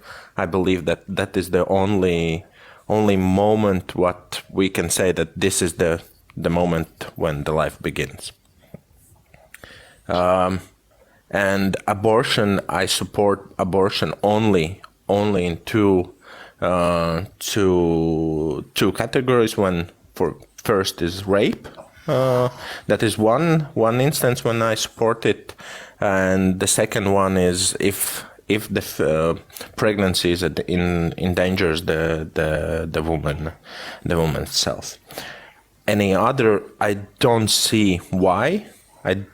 Even if we are not talking about when is the life begins and when it does not begin, I don't see any reason why the abortion should be legal or accepted in any other circumstance. I'm sorry, what was the circumstance you said it was acceptable in? Rape, and if it endangers the pregnant woman, the pregnancy. So why does a pregnant person have an obligation to sustain pregnancy? Because when you engage in sex, sexual activities, you know that is the possibility to be pregnant, and that if you, I don't know, you were at a party or you are with someone who you don't want to have children with, you know that when you have sex, there is that possibility. And if you don't want to get pregnant, then just don't have sex. It's that easy. And killing a life because... I actually disagree. I don't, like, you would have to establish why there's an obligation just because someone consented to sex. Because you can argue whatever you want if you get pregnant, when the conception happens and when the pregnancy starts, that is the moment when new DNA is formed. Is not when pregnancy starts. And when it is? What? At what moment the pregnancy starts? Implantation. Okay. Yeah, but okay, we can get to the implantation. You would not know the conception moment, on which day it started or not. But you understand my point. Let's not try to cherry pick the words or something. But I do think that creates some issue for you. Like, for example, if I take medication that prevents a fertilized zygote from implanting into my uterine wall, is that acceptable? That is a slippery slope, I would say. We could argue that is some kind of abortion itself, that you take that kind of medication. Yeah. Wait, what is the do you have to be pregnant to have an abortion? Yes, mostly yes, I would say, yeah. Mostly yes. Again, the words I choose is not, as I say, it's not my first language, so. Okay. I apologize. So in that instance, she is not pregnant. Therefore, if she's not pregnant, how does it constitute as an abortion? Because, as I say, we can, okay, for example, we can let this one slide. I have heard a very good argument about this and these medications, what stops the implantation for the zygote, but I would not be an expert to say why was that is not the best way how to do it, but yeah, but okay, let's say that pregnancy starts at the.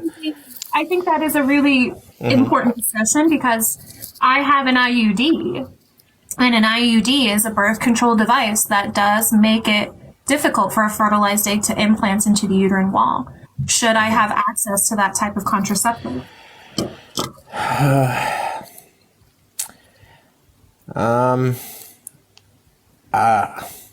Yeah, it's hard. In some way, yes, and in some way not, because there's other methods to what's the word? Not to stop the implantation, but stop the pregnancy, stop the. Why do I have an obligation to stop fertilization? Because in that moment when sperm and egg combines, the new DNA is formed, and if nothing would interfere with that, that would become a fetus, and then a baby, and then it would be born, and then it would be a children, an infant, and a children, then a human, and whatsoever. So. That's actually incorrect. A majority of fertilized eggs do not implant into the uterine wall. Okay, let's say 99.9% does not implant, but 0.01% does. So we cannot say that this egg will or will not implant, but we know that there is a chance that it will. But if we are using anything that interferes with biology, we interfere with possible human life. Wait, why can I not interfere with biology? Because, again, when an egg is fertilized, a new DNA is made. A new DNA never existed before, never will exist after. So, okay, but let's be clear, like, you don't really care about that because you permit it in instances of rape. Sorry? You allow someone who has been raped access to abortion, correct? I am saying that mostly in that moment, yes, because I do not think that two wrongs makes a right, and that somebody was raped, it is wrong, and it should not ever happen. Right, so you don't care about the personhood status. No, don't do the Steven Crowder thing on me that you don't care about this and that. No, I'm not saying that because Kinsey citing Steven Crowder. Yeah, those. I didn't know that was a Steven Crowder tactic. Yeah, it is. It is very much that try to, because those two instances is only because those, I think, is the biggest problems when we are having this discussion, when we are taking those very rare and very harsh instances, when it's hard to say that I do not support rape or, for example, incest, and then those pregnancies to be terminated. I would say it would be better to go through the pregnancy, but in those instances, I would see that there is some kind of emotional and health issue that could arise. Yes. So, when we're talking about legislation, I think that your framework doesn't work. If you are to essentially be anti-abortion, then you have to be also in circumstances of rape, because how can anyone legislate laws to where people who have been raped get access and people who haven't been raped don't get access? There's no such thing as exceptions in a legal framework when it comes to being anti-abortion. I'm not a lawmaker. I cannot say what can be or cannot be done. There's many laws, there's many instances, there's many different situations when two persons for the same thing have different outcomes on on trials or whatever. That's the discussion that I want to have. Do you think should abortion be legal? Anything besides rape and health issue and incest, yes. And everything else. Then tell me, but then my question still stands. If you think abortion should be illegal, how can people who've been raped get access? I cannot answer that. I'm not a lawmaker. I cannot tell you how to do it or how not to do it. I have no clue. But that is the question for someone who knows what they are talking about regarding the laws and whatsoever. So let's make it simpler. Wait, one second. Yeah. Do you acknowledge that there have been states within the United States that have made abortion illegal? Yeah. Do you acknowledge that law has actually made abortion illegal, even in life-saving scenarios? No, I don't. I don't know that. I live in Europe, so I know about those states. I don't know fully about.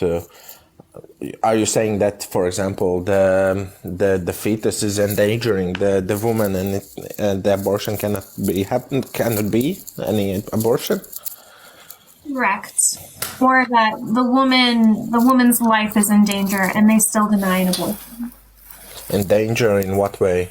Like Trisomony 18. Sorry? Trisomony 18, the case out of Texas, in which a woman was denied the right to aborting an unviable fetus that would have led to either her death or fetal abnormalities or death. Okay. Either that or pregnancy reduction abortion, to essentially where there is multiple fetuses, one has died, and they refuse to remove it. Okay. Yeah, did not know that. Again, I believe that there is a way how to do it the correct way. That in instances when it has to happen, when the abortion has to happen, then it should be allowed. But that's why there's a doctors, there's You want lawmakers to people who decide, know. not doctors. Yeah. You want lawmakers No, to decide, not doctors, no. because I if we didn't have laws, then doctors would make those decisions. Yeah, but I believe that no, there should be a law that regulates when the abortion can happen and cannot happen, and when it can happen, then the doctors has to provide I don't know how it's in English, the statement or whatever that this pregnancy endangers the woman, for example, or the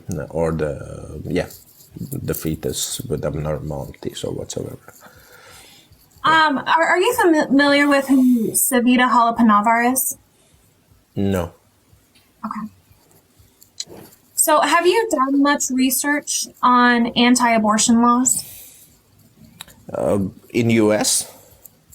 Well, Savita Halappanavar was a woman who died in Ireland because of Ireland's anti-abortion law. So Okay. just in general. Okay. In some way, yes, but I don't like the where this conversation went, because I cannot.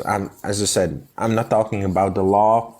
At first, I'm talking about. We are talking about You are. You just said it should be illegal.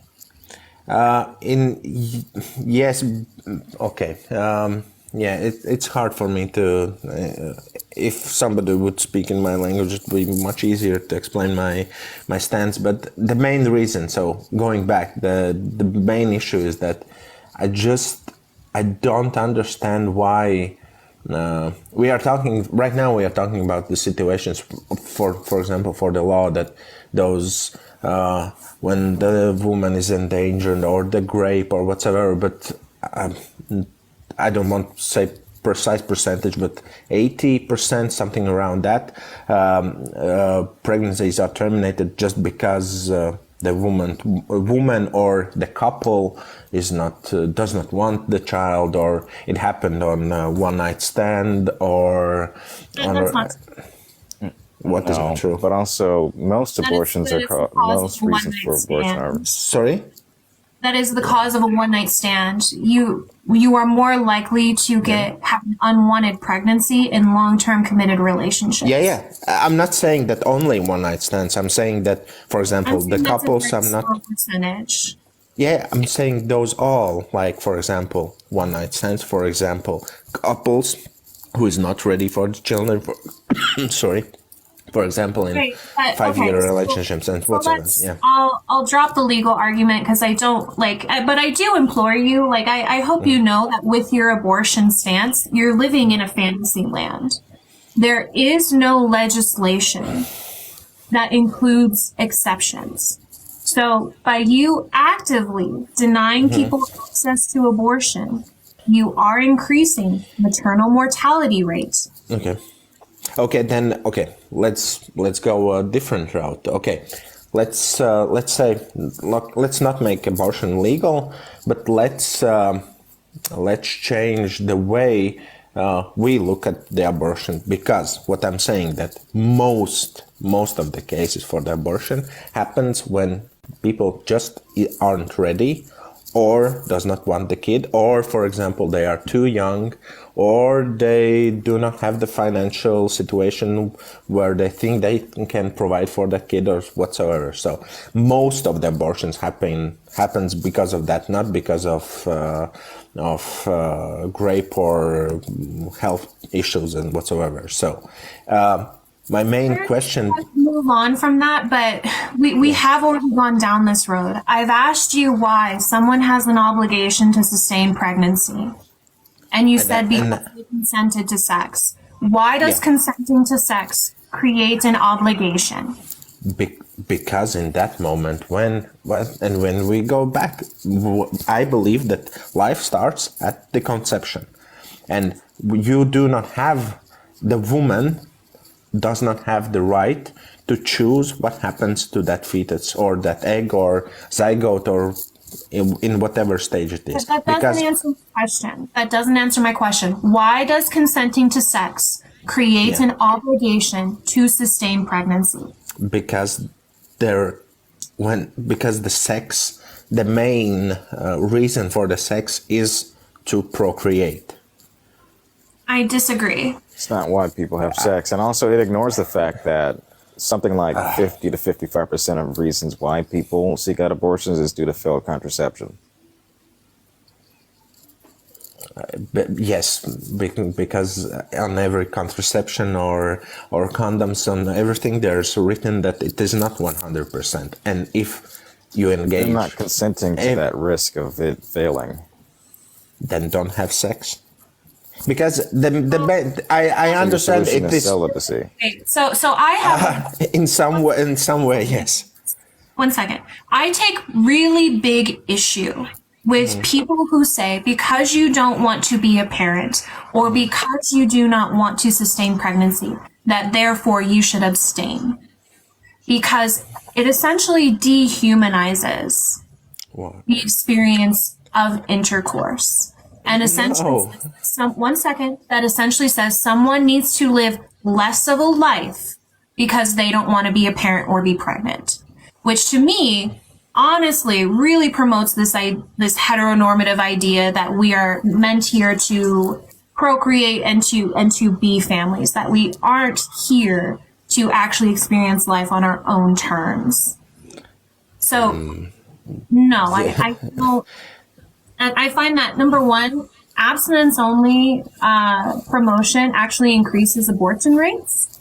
And number two, I would also argue that procreation is not the main reason that people have sex. It is for socialization. That's where I'm almost done. Socialization and psychological well-being. I have children, and I've never had sex for procreation.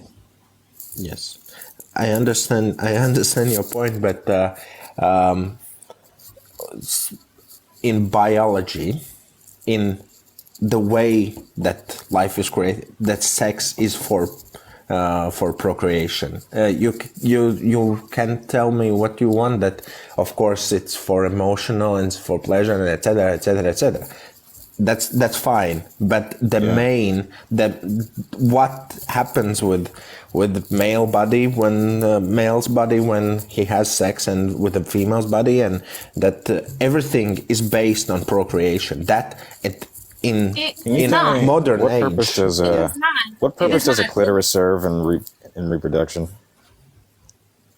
Nothing.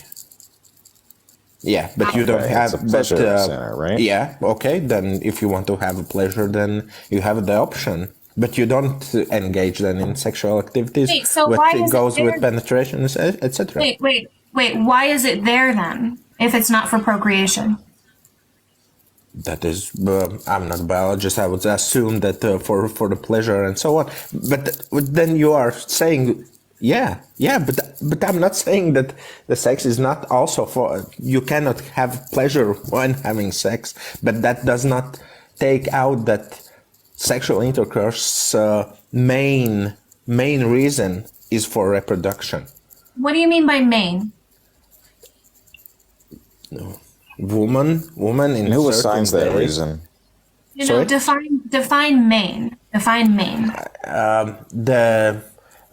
I don't want to use that word because I don't believe in God, but for example, the God's way, why does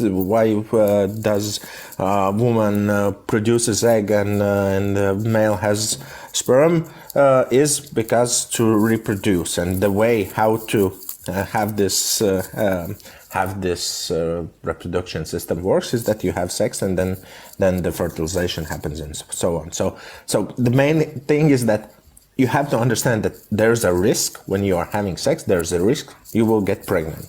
The same way as there's a risk if I throw something from the roof, there's somebody below me. But does not happen since 100% of Right, So, but yeah. one second. even one within second. that hypothetical, okay. Here, you can go next, Jamie. The hypothetical that you gave, if I were to throw something over the edge of a roof and that were to hit someone, that is a violation of their rights. However, me engaging in sex and creating a fetus or a zygote is not a violation of rights. So therefore, there's no obligation that needs to occur. Go ahead, Jamie. Not only that, but you're saying if you're comparing throwing something off a roof and it hitting someone, then essentially this, to make this one-to-one, would be to say that the person who got hit isn't entitled to some level of medical attention to address those needs. In the same way that you're saying that someone who gets pregnant based on that risk can't get an abortion. That was just a stupid example. It was not a hypothetical. It was just Is there something more analogous? Well, there's not, because your principle is, yeah. if you understand there's a risk, the outcome is foreseeable, then you have an obligation. But I doubt you actually believe that. If, would you say that me going to a frat party, that there is a risk that I could be sexually assaulted? Sorry, once again. So if you go to the frat party, that there's a risk that you can get raped? Yes. Yes, there is that risk, and you have to think about that risk. Is that risk foreseeable? Foreseeable is that if you can you explain the word foreseeable? Foreseeable is it's something that I can see coming. Predict. Yes, in some way, yes. Okay. So therefore, if it happens, do I have an obligation to let it happen?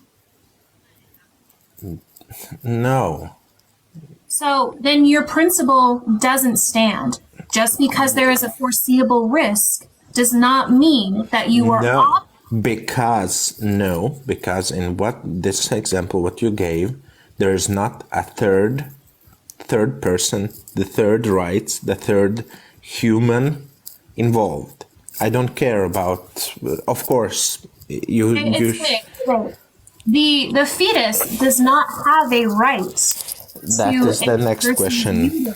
That is the next question. It will be a very long communication. But when we have rights and when we do not have rights, and I believe that the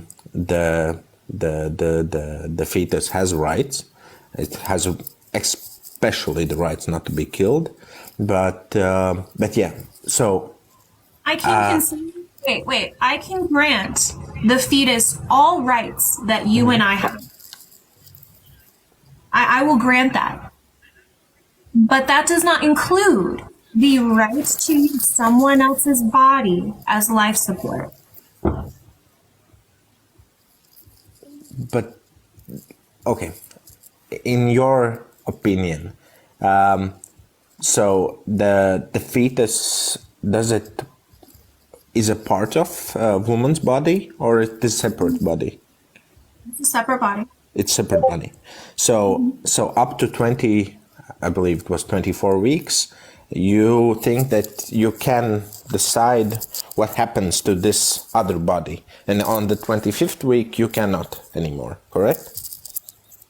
No, so like I said before, at the 25th week, if you still want to remove it, you have the right to do so. You just need to use means that don't kill it.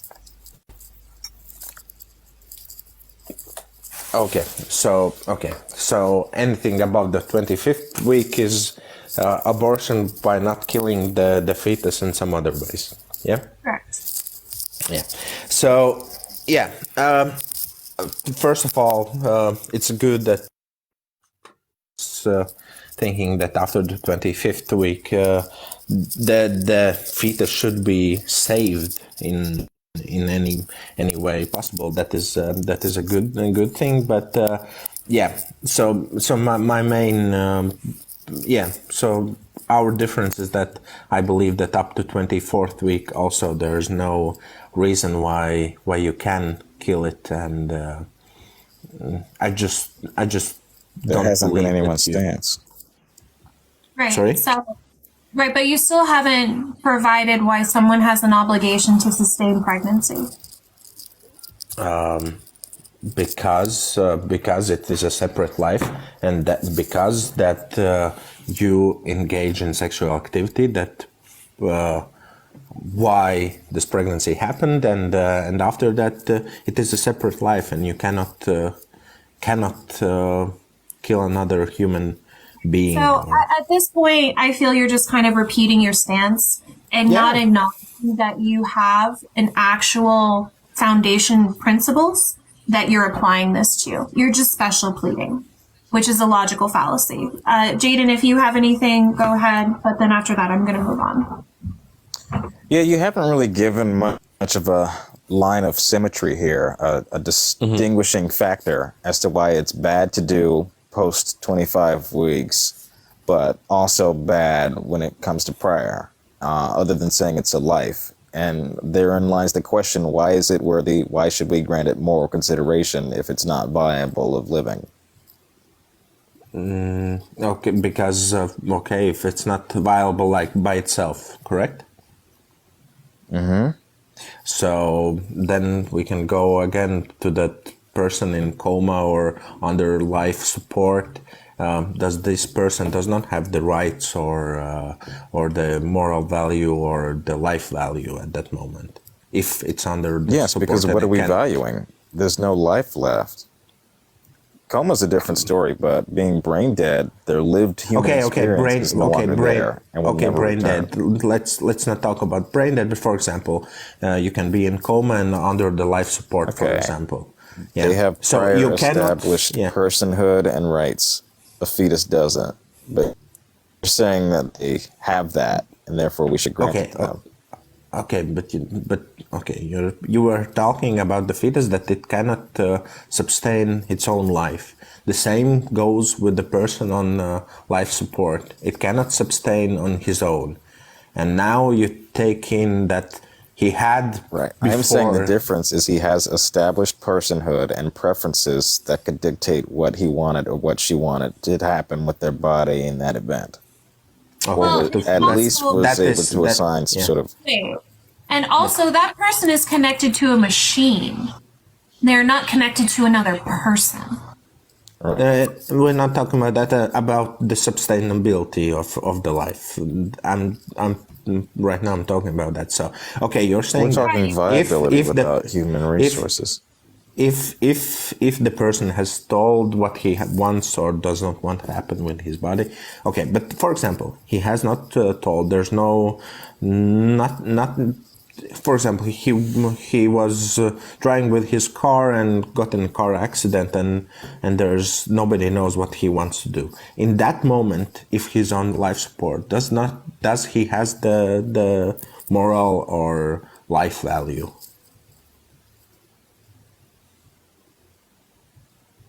Jane, nice. I think I That's for already you. answered that. Yeah, I already answered that. Yes, because he's already established that prior to the accident of their want to maintain their living, of maintaining their life. So I don't know that there's anything you could point to that would say that they didn't want to further live. Okay. I do apologize, guys. Thank you so much for coming on, but I only have a half hour left, and I don't think we're gonna get there, and I'm honestly bored. Yep.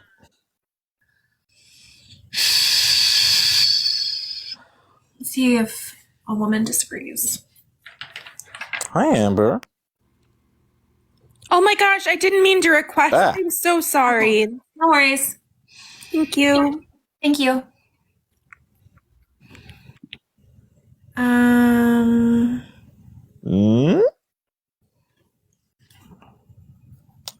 Bandit. Hey, what's going on? Hello, welcome. Hey. Hey, so I'm pro-life. I think that having abortion is violating this fetus's rights, and I believe life begins at conception, and because it begins at conception and has the capacity for sentience, that I believe this is what gives it moral consideration, rights, and all the things. Why does the fetus have a right to someone's uterus? Because the mother and the father, through their own voluntary actions, why give the XA exception? Because they put it there and they caused this fetus to be dependent on them. That's why the obligation exists. Is failed contraception voluntary? What's that? I asked, is failed contraception voluntary? Yeah, because they took obligation or precaution does not absolve responsibility or obligation. If you can provide a case, I'm all for it, and with the feeders. Well, sure, because they didn't consent towards a negative outcome. Wait, sure. I don't consent to getting cancer by smoking, but that doesn't mean like it shouldn't exist or like it doesn't. It doesn't absolve you of getting medical treatment if you do. So I'm saying, why are they somehow absolved of their right to autonomy when it comes to this similar scenario in which they didn't consent to that risk or that outcome, I should say? What's that? Yeah, because they caused this pregnancy, so therefore they ought to be obligated to it. Right, but you smoking caused that cancer, so shouldn't you be obligated to sustain that cancer? I'd be obligated to the cancer because I caused it. Yeah. I mean, this is one-to-one in the comparison. You understood the risk and have a negative outcome as a result. Yet in this case of cancer, you have the right to medical treatment and not the case with abortion. Yeah, cancer doesn't have the capacity for sentience, so it's not. Neither does a fetus. A fetus doesn't have capacity for sentience. How so? No. It's potential. Because it has no brain. Yeah, so capacity is just the maximum amount of one can obtain, or like the potential to obtain something. So can you tell me? Potential and capacity are not the same thing. Yeah, so like capacity, I would say like this cup has the capacity. 1 second, this cup has the capacity to have liquid in it. But when it was a ball of clay, it only had the potential. It didn't have the capacity. And so that's the difference between a zygote or an embryo and so what needs to be added? What needs to be added to the fetus to make it like a human being that's capacity with the capacity for sentience? A fully developed brain. Actualized potential. Why does actualized potential matter? Because that's what determines if we're capacity. staking this on sentience, yeah, that would determine its capacity, is if it's actualized. Like, you can't determine a building's room capacity if the building hasn't been built yet. Yeah, so the human organism has been built, though. It has not. It hasn't, though. Not as sentience, not as brain. Wait, how is that not a human? How is it not a human entity? What needs to be added to make this thing a human entity? Nothing needs to be added. I mean, things need to be you added. said like the cup. So like, yeah, you're saying like the cup is like not analogous to the fetus. However, like this is like the whole cake analogy thing, which is I think stupid because like the cake. Why is it stupid? If this want to be truly analogous, right? It would be like analogous. Sure, whatever. If you want this to be truly like analogous, then it would be like, oh, well, the cake, I baked the cake and it just isn't decorated yet, right? I haven't iced it yet. I haven't put the sprinkles on. I haven't put the candle on. Is it still a cake if I haven't done any of that? Yeah, because those aren't required to make a cake. Right. Wait, sure. So, like, what? Fetus has already, even worse analogous. The fetus has like all the like necessary components and is already a human entity. So like it's that cake has actualized its potential to be a cake. A fetus hasn't actualized its potential for person. I do have a question, Brant Band. Is there anything that can happen in utero that determines the biological outcomes of the fetus? Is there anything in utero that can determine that? Say it again. And I only have 10 minutes. I was like in the queue for 40 minutes. So, does anything that happen in pregnancy determine biological outcomes of the fetus once it's born? Does anything? You're gonna have to rephrase.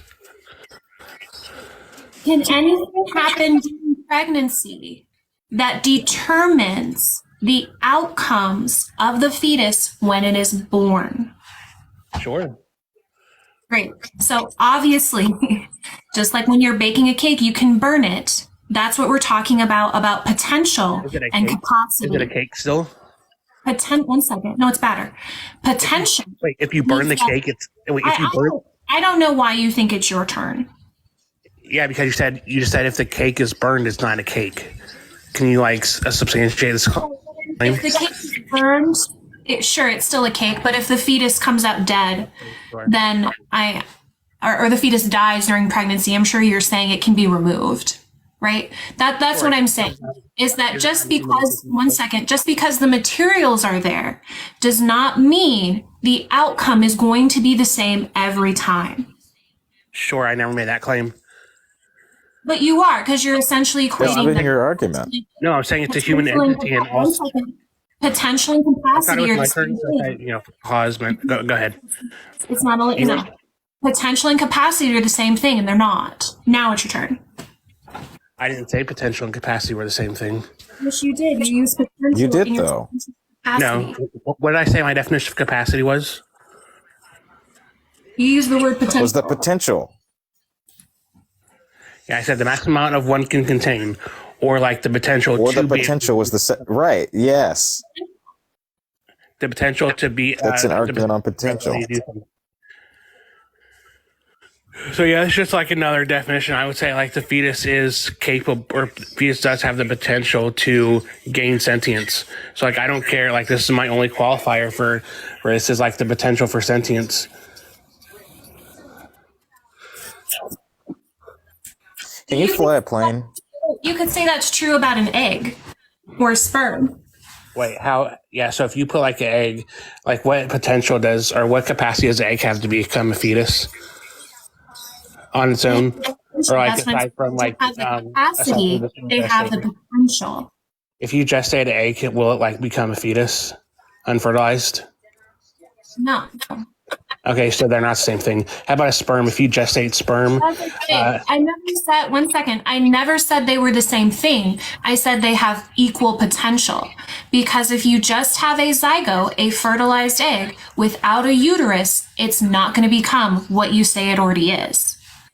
Wait, when you say like they have the same potential, or like you're asking like if it's potentiality, and then you gave examples, you're saying they are the same thing. Like you're comparing the two, and I'm telling you they're not, because an egg doesn't have capacity for sentience, neither does a sperm. And also, like, if you gestate a sperm, is it going to like become a fetus? No. If you gestate an egg, is it going to become a fetus? No. So they are not the same thing. If you do think they're the same thing, it may not become. No, if you just say a zygote, it may not become a fetus. Like that's the whole point. Is you're equivocating potential and capacity is the same thing, and they're not. So the zygote, does it have the potential or like the capacity to become a fetus? Correct. It has the potential. If it's gestated, it can become a fetus, right? If it's successfully gestated, it may. Wait, no. If a zygote is successfully gestated, will it become a fetus? It may. Like it has the potential. What do you mean? What do you mean it may? Because it's not 100%. Just like if I take the ball of clay may become a cup, but it might become a bowl. It might become something else. That's the difference between capacity and potential. Yeah, so does your cup have the so again, like I'm saying like the cup is the fetus, right? Everything is in place for it like to have obtain the maximum capacity it can contain, right? So the fetus, I would say like the ball of clay is like in your clay and your water is your sperm and your egg. And when you combine them and okay, you can say no, but you have like this is my opinion and my intuition, so I don't say it, you say no. Well, no, because you're not using the analogy correctly. So essentially, the egg and the sperm would be like the water and dirt. And then the ball of clay would be the zygote or the embryo. It wouldn't become a cup until 24 weeks when it actually has the capacity for sentience. Wait, so how? So like, what part of what needs to be added? Like you said, like it needs to be the clay is just like a clump of like organ, like something needs to be done or added to it to make this a cup. What needs to be done or added to a fetus to make it a human entity? Gestation. Wait, it's not a human entity like at conception. What's difficult about this to understand? When you have the ball of clay and you mold it at conception. That's when weird. you have the ball It has of the potential to be, but it's not in its current state. when you have the ball of clay and you mold it into a cup, you're not adding anything. You're changing its shape. But I would argue that during pregnancy, you are adding things because obviously it needs nutrients. It needs to go through synthesis. It needs a suitable environment. Like all these things are added to it in order for it to have that capacity. What needs to be added to it to become a human entity? We can That's get a good answer.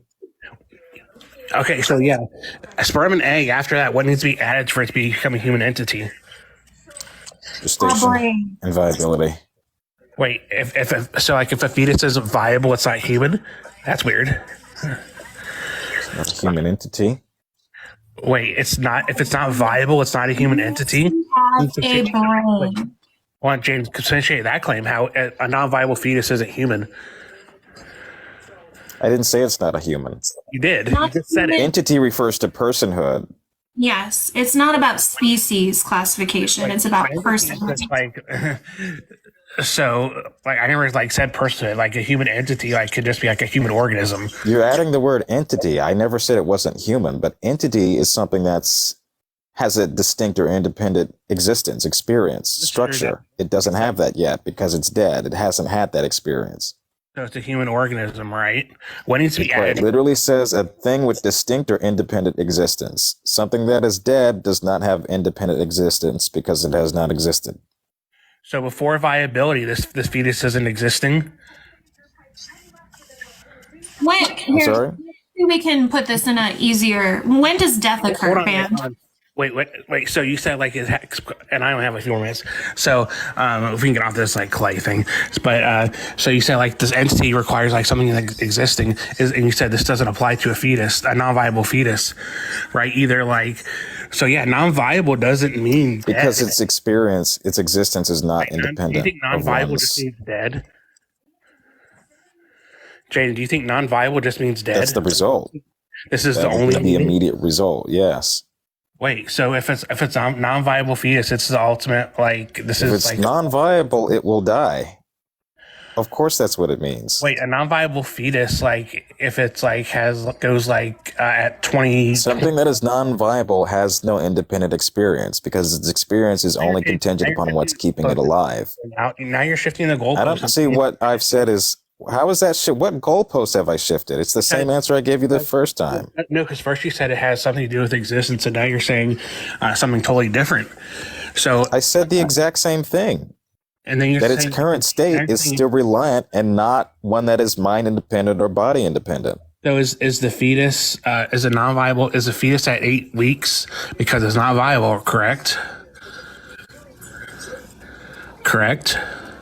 What are you asking me exactly? It's not viable. What is the question? So is it dead? Yes, a fetus at 8 weeks, it will die. Oh, a fetus at 8 weeks? No, I didn't say it will. I said is. It has no personhood at that point. It's not an entity at that point because it's not been birthed. Wait, Band. When does death occur? Yeah, I'd say when cessation of there's no possibility of sentience. So when does life occur? When there is a possibility of sentience.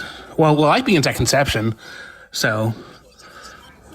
Wait, so you recognize that that's embryonic life. When we're talking about what we consider is someone who is brain dead but still has cellular division and is on life support alive?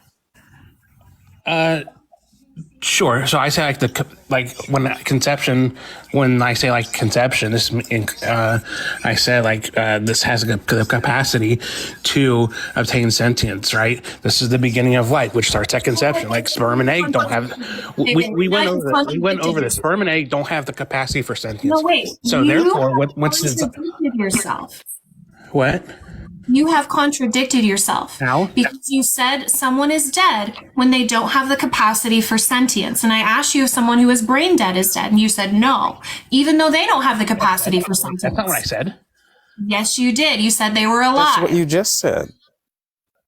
Wait, you said, are they cellularly alive? I asked you if they are alive. Sure. So then that's a contradiction to what you defined as death. Does this thing have this? Does brain dead people have the capacity for sentience? No. So that's not a contradiction. No. That's what I said. Nor does a non-viable fetus. Definition, they're dead, but you said they're alive. So the fetus. Wait, how does the fetus not have the? We went over this. Like the fetus, like does have. You specifically said non-viable fetus at 8 months has as much capacity for sentience as a comatose, as a brain dead person. That's not what I said. That's what No, you said. you specifically used the words non-viable fetus at 8 months. Don't gaslight me. You did say that. You said 8 Well, weeks. I said 8 weeks, and I said is. So 8 like weeks.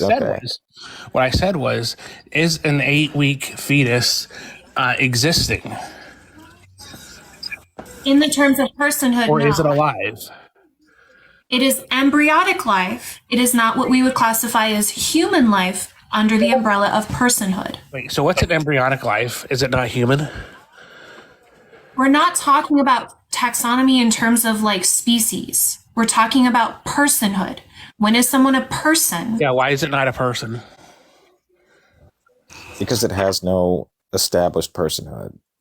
Okay, What so- makes someone a person? Well, that's circular. Does species make someone a person? And Or does consciousness. experience make it a person? Because the So I brain asked is you what makes a person. You said because they have an established personhood.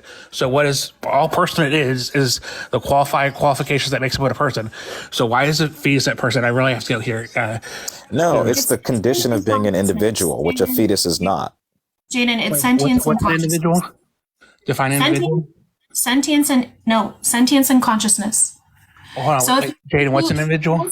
One second. No, ban. One second. Something that's distinguishable from others. Ban, One second. Jaden, 1 second, you guys. Both of you, I will mute you. I'm not speaking. Since band, you have to go. If you would like my source, it is from the National Library of Medicine. It is titled Embryonic Life and Human Life, and that'll outline the difference. Okay, sure. So Jay, why is it not Single, separate, mind, body, independent. I gave him his answer. Is Sir super cool? Is that that's a horrible man, isn't it? Probably. It's either I want to say Greenlick or Love Fixes. I want to say that those are the two. There's only one way to find out. I don't want to add them if it's those two. Well, let's just hear the voice for a second. Good evening. Hi. Hey. Hello, welcome. Hi, I just wanted to join in, if I could, of course. Yeah, go ahead. What's your take? Sure. I just wanted to ask you a question about, these last, 60 years and the effect on feminism in society. Do you think that feminism helped women or further alienated them, and added some issues to like the double shift, when women like finish their work shift, they have to do the laundry, the chores and stuff. Don't you think that the way feminism affected, society, it took some of the burden that was placed on the man in traditional society and shifted it to women and added more pressure, especially in terms of beauty and looks and work and all sorts of pressure? What do you think about that? No, I think that's an outcome of capitalism. Not an outcome of feminism. Correct. I would say that the main driver of that is capitalism, because essentially patriarchy is designed to have male domination and female submission. So if we're going to look at that traditionally, women had to rely on a man in order to have access to material goods, such as a house, income, food, whatever it may be. And so we wanted to be liberated from that male dependence and be independent persons. But because we are under this umbrella of capitalism, now we still are exploited in terms of our labor for capital. In terms of the second shift, I would just say that's because men have not integrated into the domestic role. But the thing is, I believe that there's this big imbalance in which, women's status in society changed so dramatically, yet men's status, didn't change, didn't adapt, Men are criticized if they do too much or too little, and I think there's a big imbalance when it comes to this, and I think that feminism didn't address that specific topic. You left a little bit more specific. Man on the side curve. Excuse me? I feel that was very vague. Like, I don't know what you want me to address. Well, I don't think men have embraced femininity because, or what we view as traditional femininity, because under patriarchy, they're told to reject femininity. But why do we have all of these conflicts in society now between feminist, meninist, and all of that? I feel like feminism added some tension to society that's a bit counterproductive, if you know what I mean. We have really high divorce rates, and it's fucked up. I feel like. Why is feminism responsible for high divorce rates? Because of the introduction of the no-fault divorce laws in the 60s, So there was that big wave in the 70s of divorce, single motherhood, and all of that stuff. Why is that bad? Well, because it, like I said, it created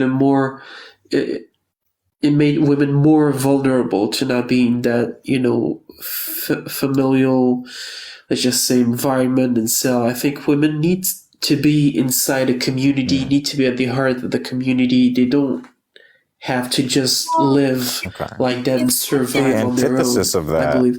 If women are leaving their husbands, then they don't want to be with them. And we can see that states that implemented no-fault divorce had a 6% reduction in female suicide, as well as a 2% reduction in femicide. Oh, okay. I didn't know that. Thank you for. Why your argument would be that women should just stay in relationships that are harmful or that they don't want to be in. No, that's not my argument.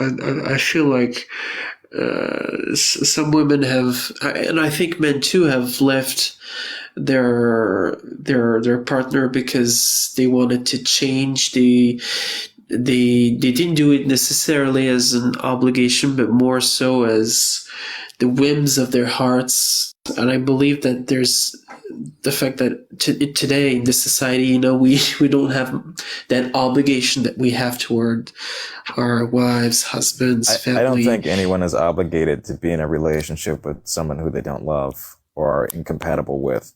I think that actually worsens mental health and physical outcomes, and that we'll see higher rates of domestic violence and other unwarranted attitudes by forcing people to stay together who shouldn't be together.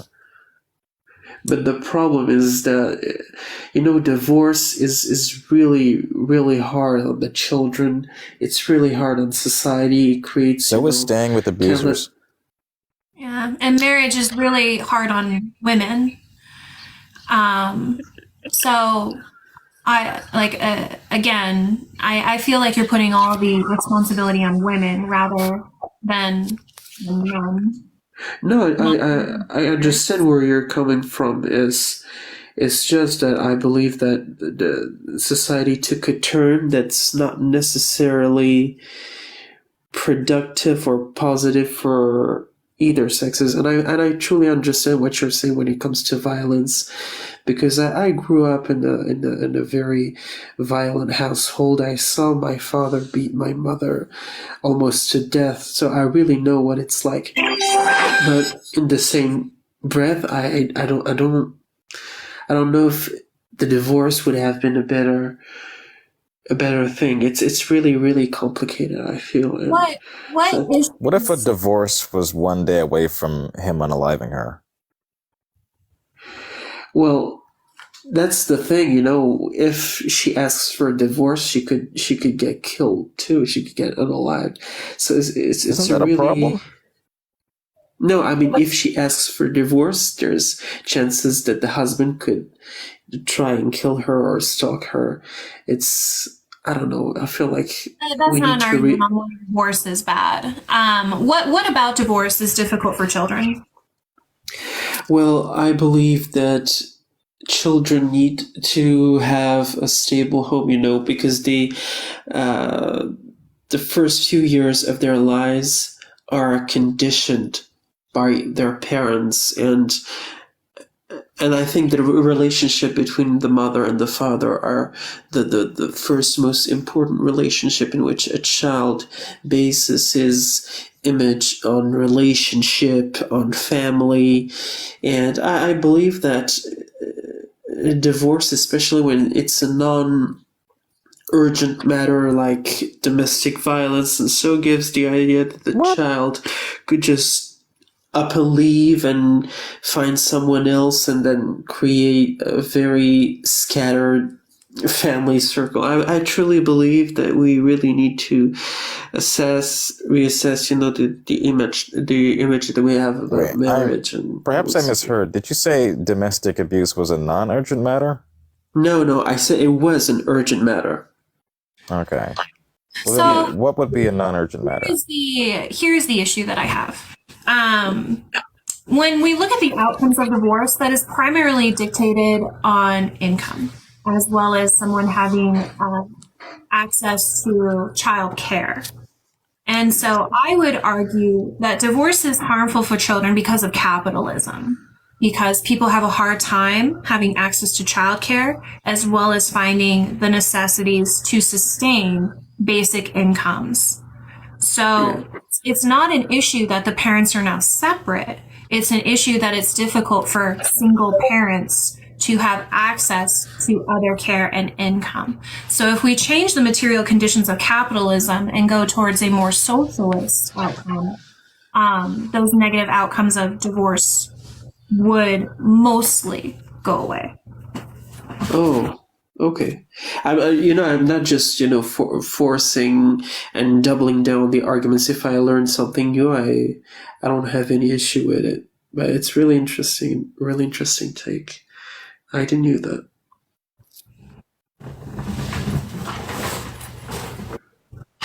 Anything? Okay. Well, that's pretty much it. Thank you. Yep, thank you. And I don't want to call it. No, I'll go an hour. I just need to take my trash, and I have to do that by 5, and it's 2. What was I going to say? I don't want to discount like the emotional unwinding it takes when divorce happens, because I am someone who has been through divorce, and it does take time to get to a place in the relationship with your previous partner. But I think that's a better process to go through than just continuing to maintain an unhealthy household. And I am for people having the means to live by themselves if they want to. I don't think we should be like, housing should be for whatever housing structure you want. If that's to live by yourself, with your kids, with your mom and your kids, with your partner, whatever that is, I think everyone should have access to that housing setup. Well said. Porn star paranormal. That's a Fun. TikTok name. Hello. Hello, how are you guys? Good, how are you? Good, and yourself? I'm hanging in there. I just wanted to make a couple comments as far as children and divorce. And one thing my children taught me is that when the emotional stresses that they get from watching the parents go back and forth and all those traumas also set the tones for their own relationships later in life. And I have 5 kids, and I've had several of them tell me that they have watched themselves almost fall into the trap of staying like I did, and just following the footsteps of watching me make bad decisions in my relationship, and then watch their dad do it, and then kind of take that and end up with a real mess. So divorce is bad no matter how you slice it, unless it's something that is an abusive situation, and mine ended up being that way. But it doesn't I guess I don't even know where I was going with that. But thing is that I know that my kids have been mostly affected as young adults by the divorce of everything that they have gone through in their life. That seems to be the main thing that they bring up a lot, and who's to blame? It's always who's to blame, They want to make somebody the bad guy, and it's a hard situation for kids no matter what. I agree, but I don't think it's fair to inherently classify divorce as bad. For the children, well, yeah, that's true. That's true. I get what you're saying. Yeah, I agree with that. I don't think I meant it in that way. I meant, you don't get married to get a divorce. You know what I mean? So I don't know. You never think that you're going to do it. When you get married, you love somebody and whatever, but so divorce isn't great. It's not good on your finances. There's a lot of things that are not good, but yes, there are a lot of things, I guess, that fix the domestic violence stuff. Yes, abuse, I would argue that not divorcing sends a bad message, or equally bad message as well. And so bad behavior can be rewarded by people staying with you no matter what. And I think ultimately that sends an even scarier message, especially for children. And I think that stigmatizes divorce for a lot of people, as if somehow you have failed or there's something wrong with you. If you do end up getting divorced, where the end of a relationship can just be its very natural conclusion. And I think this is another issue that I found within marriage that was difficult, is that sometimes issues have to be much bigger in order to say, okay, now it's time to divorce. Where if you were just in a committed relationship, there would be like, oh, this is a problem. Maybe we shouldn't be together. But in my experience, it was always asking me like, is this enough to divorce over? Where I should have just said, is this what kind of relationship I want to be in? I think marriage sometimes makes you feel obligated to stay when you shouldn't. What happened? Okay, I see what you're saying, but what happens to death do us apart and all those things? Like, I had an ideal in my head that no matter what, come rain or shine, sickness and health, whatever, we were going to stick through it, and that was it. We were married, and that's the way it was going to be. And so this whole divorce thing was like a big trauma for me, to accept the fact that he didn't want to stick it out and go over the hills and mountains and till death do us part. All of a sudden it was like, okay, well, I think I'm going to throw in the reins now. The grass is greener over here, so I'm going to jump in there and see if she can bring me to death do us part. I think the issue is with the vows themselves. Like, why do we have to say till death do us part? This is just about commitment. Either you're committed or you're not. And just because you get married, like you experienced, those were just words. It doesn't mean that someone is fully committed. Very true. I'll agree with that. So do you think that with the marriage vows then, because I think it's all like came from religion, right? Or it's put together that way. Or, I mean, some people write their own, of course, but the original, No, I don't vows think. that I remember is like my parents got married together when I was older, so I went to their wedding. So I remember like all the ones that were original, and I wanted my wedding to be original vows like that too, but it didn't happen. But I don't think marriage is a religious institution, and I think we should stop viewing it as that. If we're going to continue it like within the legal sense, I would say like a civil union. And like as someone who is an atheist, for me it was just more about like symbolic commitment that we're announcing that we are fully committed to each other. Okay. Did you write your own vows, or did you go with ones that? Yeah, I'm very non-traditional. So yeah, I wrote my own. I didn't even want a wedding. I wanted to get married on a beach, but my ex-husband wanted a wedding.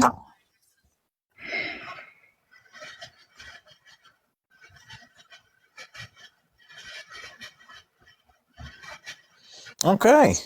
Whoa. Was that my phone cutting out, or was it just quiet? That's probably fun. Thank you, porn star, for joining. I appreciate you. I'm sure you're a wonderful mother in person, and it was a joy to talk to you. Maybe we should call it. What do you think? Well, I haven't had breakfast, and it's 1:00, and French toast sounds pretty fucking good right now, and I make the best. French toast. Yeah, fucking lish. Okay, yeah, we'll call it here. Yeah, I really could use a shake. I've only had a little bit of coffee to eat and drink. And then treat yourself. I'm gonna do some errands, and then maybe I will come back later tonight and do a couple more hours before bedtime. Nice. I might Maybe. I'm really trying to be better about when I say I'm going to do something, I'm going to do it, because sometimes I feel I'm not very good at that. But yeah, for those of you that don't follow me on Instagram, you should.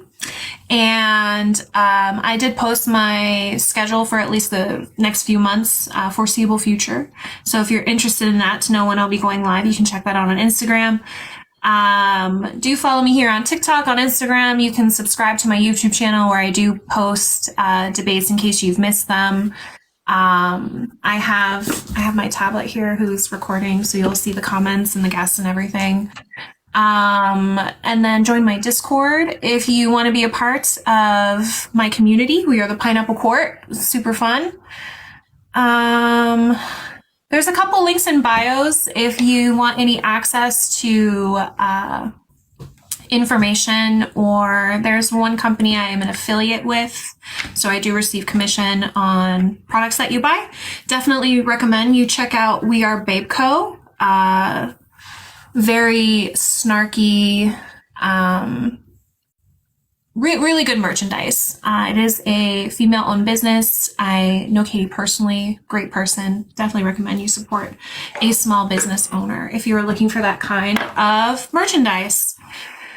I don't know. Jaden, why don't you tell people where you can be found at and what you are? Well, I'm a voice actor. You guys can follow me on Instagram, TikTok. This is my backup account. My main gets reinstated on the 6th, January 6th. Fancy that. I've got a YouTube channel, Jaden LeBron. Really, I'm the only person that has my name, so it's pretty easy to find me, search me up, follow my socials. I got a shit ton of stuff that I'm working on, so stay tuned and listen out for my voice. All right. Well, thanks you guys so much for liking, for commenting, for sharing, for gifting. And I did see a few people subscribe as well, so I really appreciate that. Nice. Like I said, my schedule is posted on Instagram. I did leave room for a lot of bonus lives, and the bonus lives I do will probably be sub only. So if you want to have those extra privileges, definitely recommend that. And yeah, I will see you all next time. Thanks, Jaden. All right, take care, Queensy. Bye.